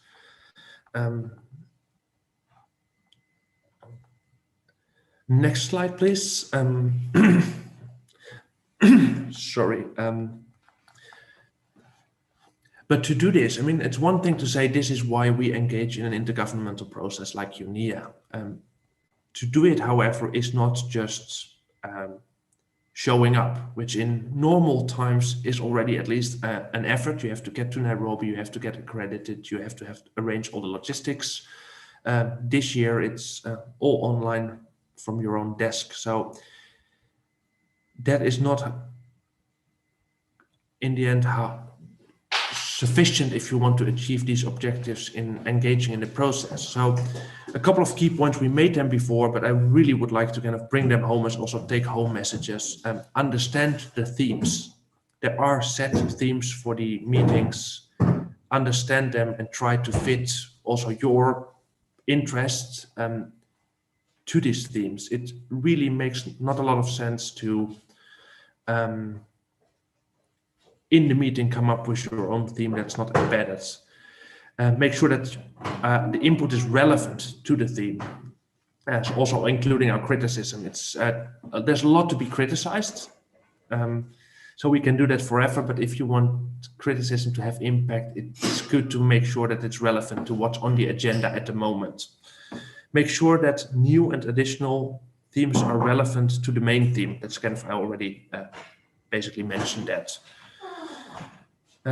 Also have a strategy during and beyond UNEA. As you saw in already the outline of just the agenda items and how there's parallel sessions. If you see the complex structures of the MTS or whatever, if you come in without a strategy and a clear schedule for yourself, it's hard to properly and meaningfully engage. And that's how we hope that this webinar helped you with this, especially this last point, understand how the UNEA system works. It's not too complicated, but it has a certain level of complexity. And a familiarity with the processes and the procedures and the overall framework is really, really helpful. Next slide, please, and that we can go quickly in sense of when we look at the time. We have here a couple of good examples where it worked out very well. I'll just stick here to the first one. We see that the IPAN network has been on topic for many, many years, engaged in the process, provided constructive and good input and criticism, and has helped to really create the strategic approach to international chemicals management, which is a policy framework in place now to promote chemical safety around the world and a part of UNEP. I get a complaint about background noise. We'll get an end to the background noise soon. Let's jump to the next. I just want to say one thing, Ruben. This is as you said, this is a very, very good example. It's an excellent example on how a non-state stakeholder actually can not only help develop an understanding of a critical environmental issue, but the IPEN working then on the Mercury was able to do two things. They helped formulate the final declaration and the International Convention on the Mercury, which is now called the Minamata Convention on Mercury. And they did this because they provided substance, high substance, really expert knowledge on mercury, the chemicals, the consequences, the health issues, and they stayed with the process until the end. It took them nearly 13 years. And this is how not only UNEP works and the delegations work, but this is how we should work. You know, if we just go to UNEAs once every 2 years, we're actually committing what I would call conference tourism. And this is not what we're about. We're about influencing the process. And the other element of this is, as Ruben said, it shows that we have an impact if we really study the issues. So these are very good examples. And also we mentioned UNOCHA and UNAIDS, where also the UN, where non-state stakeholders have really put efforts, expertise, and time resources into this and stayed with the process for many years. Thank you. Exactly. I think this is a very important thing, this positive note on, yes, we do have an impact.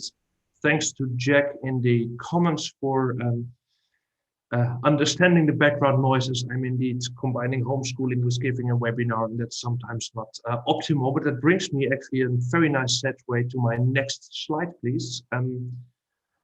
That's kind of how it's likely kind of look for most of us in February when we are attending UNEA 5.1. We will be looking at screens and small pictures and trying to deal with the, well, technological challenges, but also things like indeed my background noises here, family and lockdowns and things like this. So yes, unfortunately, I really always enjoy being in Nairobi and interacting in person with all the fantastic people that are there, and hope to then also was hoping to see many of you who are now here in this call, but that's how it is. So with that, again, here's also the link to the website of UNEA. Really have a look at it, and that brings us to the next slide.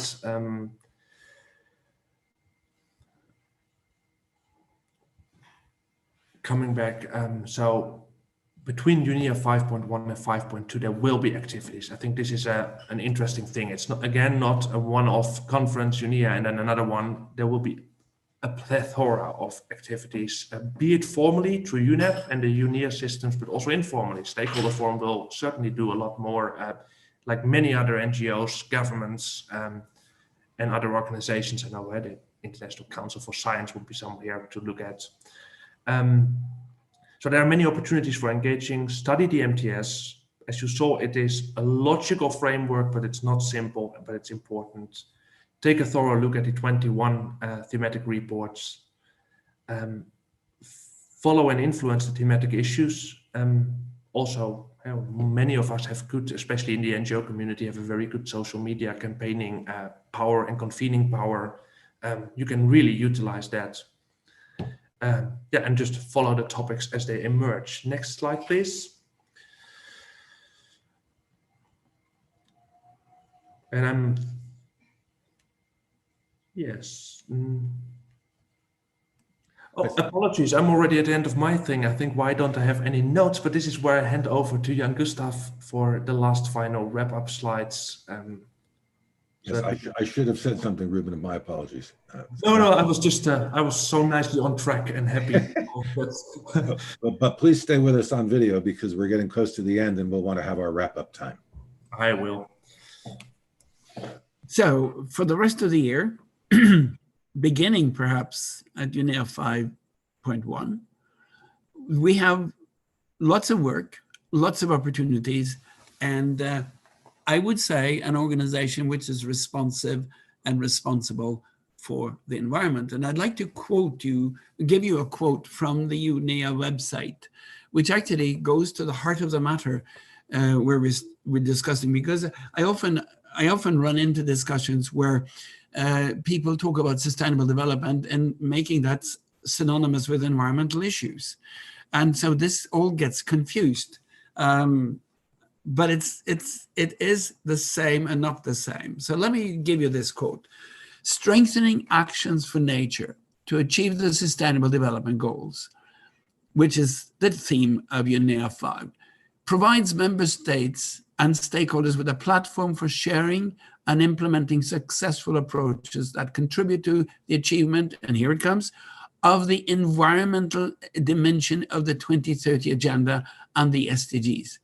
The environmental dimension of the 2030 Agenda and the SDGs, including the goals relation to the eradication of poverty and sustainable patterns of consumption and production, and an opportunity for member states and stakeholders to take ambitious steps towards building back better and greener by ensuring that investments in economic recovery after the COVID-19 pandemic contribute to sustainable development.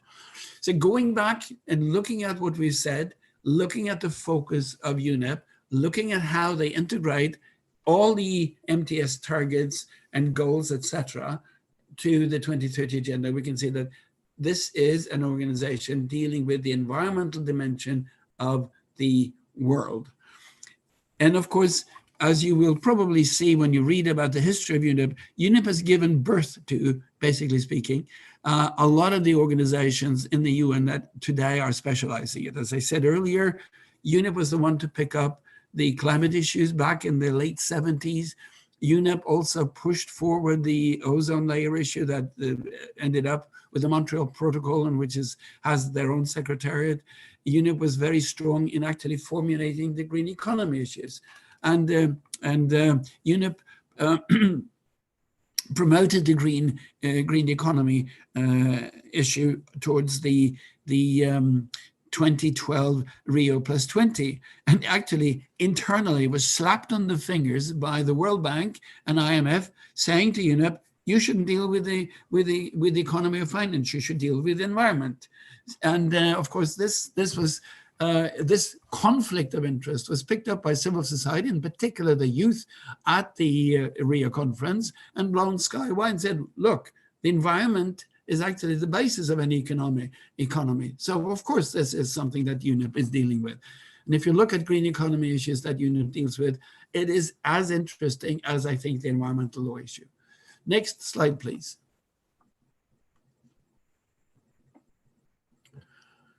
And here we go. The people you've been asking for, who can help us with all these questions on accreditation and logistics, etc. Well, Alexander Juras, Chief of UNEP and Focal Point for Inquiries from Asia Pacific and Europe, Letitia Zobo, Focal Point for Inquiries from Latin America, West Asia, and matters related to indigenous peoples, Aurora Cheung, Focal Point for Inquiries from North America and matters related to accreditation, and Isaiah Otieno, Focal Points for all inquiries on Africa mailing lists and the website. And he is a wizard on high-tech issues. So I can tell you, everyone listening to this, these people are amazing, working long hours to help anyone who approaches them. You got the website URL address at the bottom. Next slide, please. So more training and information between now and UNEA 5.1 and UNEA 5.2. Stakeholder Forum, collaborating with UNEP, we hope to provide a webinar where we discuss the outcome from UNEA 5.1. As we are approaching UNEA 5.2, there will be more discussions, more papers to analyze and understand, more initiatives, and we will keep you updated on that. We will also keep you updated on UNEP at 50 and Stockholm Plus 50, because of both these organizational elements are in the offing, and we can actually influence them in a constructive way if we have something to develop and some substance to give. Read the interesting UNGA resolution 73333 and read about the Global Pact for the Environment. And of course, as I also said, read about the ecocide issue. It's controversial, it's problematic, it's difficult, but maybe this is one of the legacies that we want to discuss. So what would we have as outcome from these two momentous organizational meetings? I saw a question, I can address that quickly. Why not one conference? Why two? This is politics. And I must say that the Swedish government was very, very humble in approaching this and said, look, we hosted this, but we are not the ones that run UNEP. So we would like to sort of commemorate the legacies, but only with the understanding that we can do this together and with UNEP, with all the member states. So the sensitive issue on how to do this was to divide it into two conferences, UNEP 50 that deals with UNEP as an organization, as an agency, as a body within the UN system, and then the legacy of the Stockholm meeting back in 1972 at a high-level meeting between June 1st and June 3rd in 2022. And together, stakeholders, non-state stakeholders can make this really strong. We will provide lobbying skills, how to maneuver within UNEA. We've given you some elements of that. We will help you organize how to set up side events and make them count, utilize facts and science, which is the hallmark of UNEP also. And as we say, and much, much more. And do we have a final?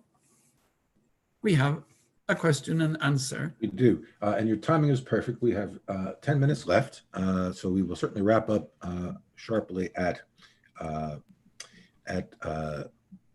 the top of the hour. So I will ask gentlemen if we can all open up the box, and we don't have many new questions. So it's really only a couple at the end. There is one question in the chat box. Let me see if I can find that. We've gone past it. A question in the chat box. So SDG 10 is inherently part of the UNEA 5 focus. How will UNEA change UNEP's structure to achieve SDG 10 that allows us to all strengthen actions for nature rather than privileging the agenda of financially endowed actors? So that's a very interesting question, and very difficult to answer in 2 words or less.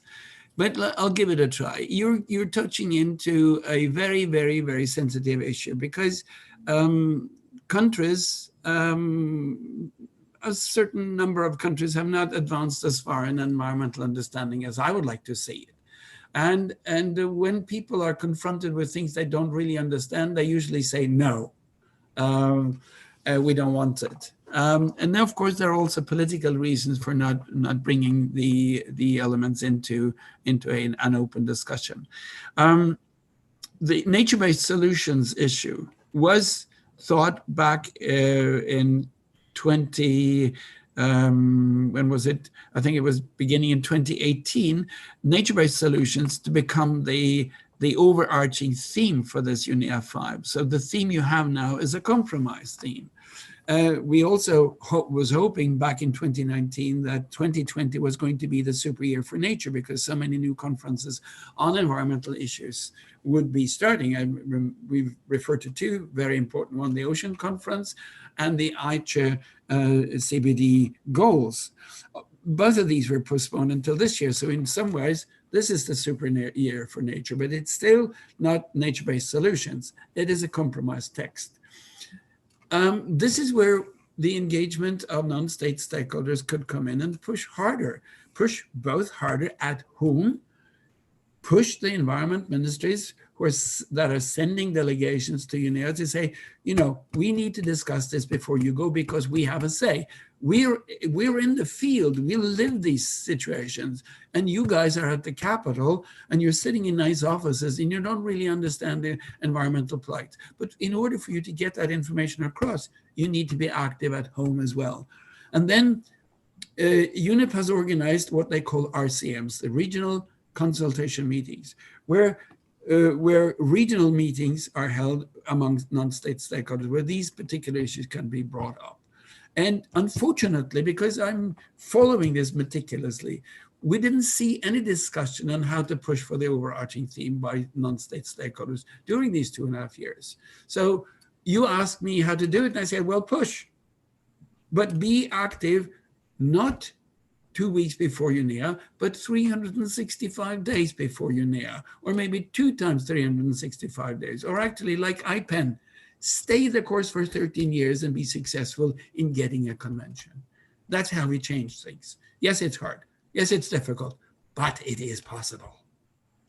Thank you, Jan Gustav. Gentlemen, there are a couple more questions at the bottom of the Q&A box, and we are almost we got 6 more minutes left. So I think if you could give a brief answer to those last 3 questions. Good. Last 3.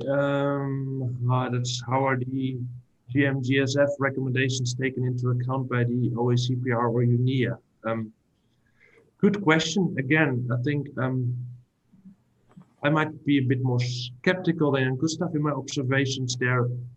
Your recommendations 2 days before the formal session, high-level session of the UNEA will not have a direct big impact.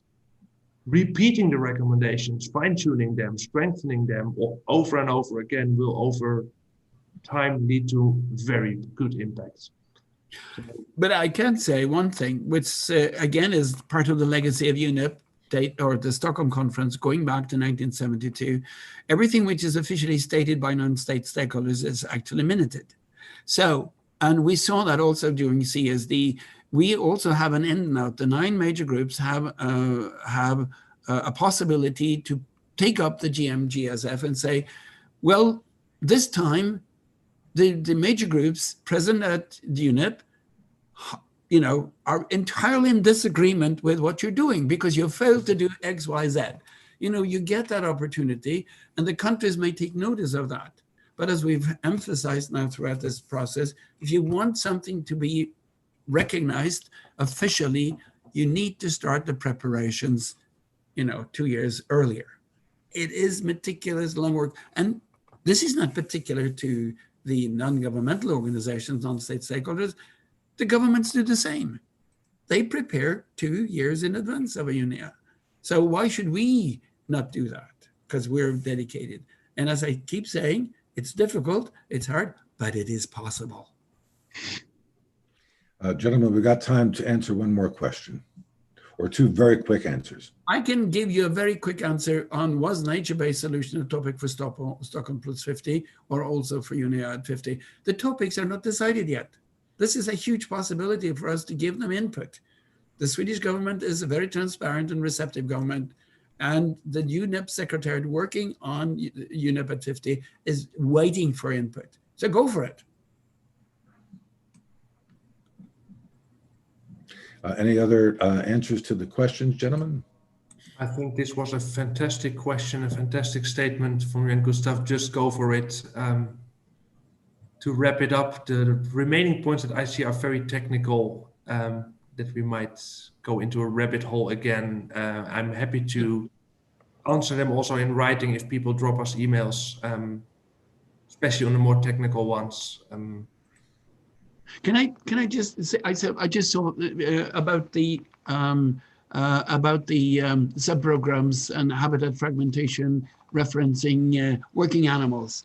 I know that there are very strong organizations now, thankfully, working on working animals and their fate, and putting this into a larger context, as is being done by these eminent organizations, is extremely important, because again, it's something you need to raise. You need to tell delegates that there's something called working animals, donkeys, etc., that are hugely important, and if you don't pay attention to them, they will just die of exhaustion. So at the moment, I think this is an issue that needs to be raised and identified, and it's possible. There are other things as well that needs to be raised, and non-state stakeholders are good at that. But there are no identified program for this at the moment, so you need to do it, work for it, and join up with the organizations that are working on this issue. It's hugely important. There are actually resolutions prepared possibly to be put forward for the General Assembly by organizations also working on HLPF. But at the moment, they're not really as prominent as they should be. Thank you. Gentlemen, thank you very much. I think now we are just about ready to wrap up, so I will ask you to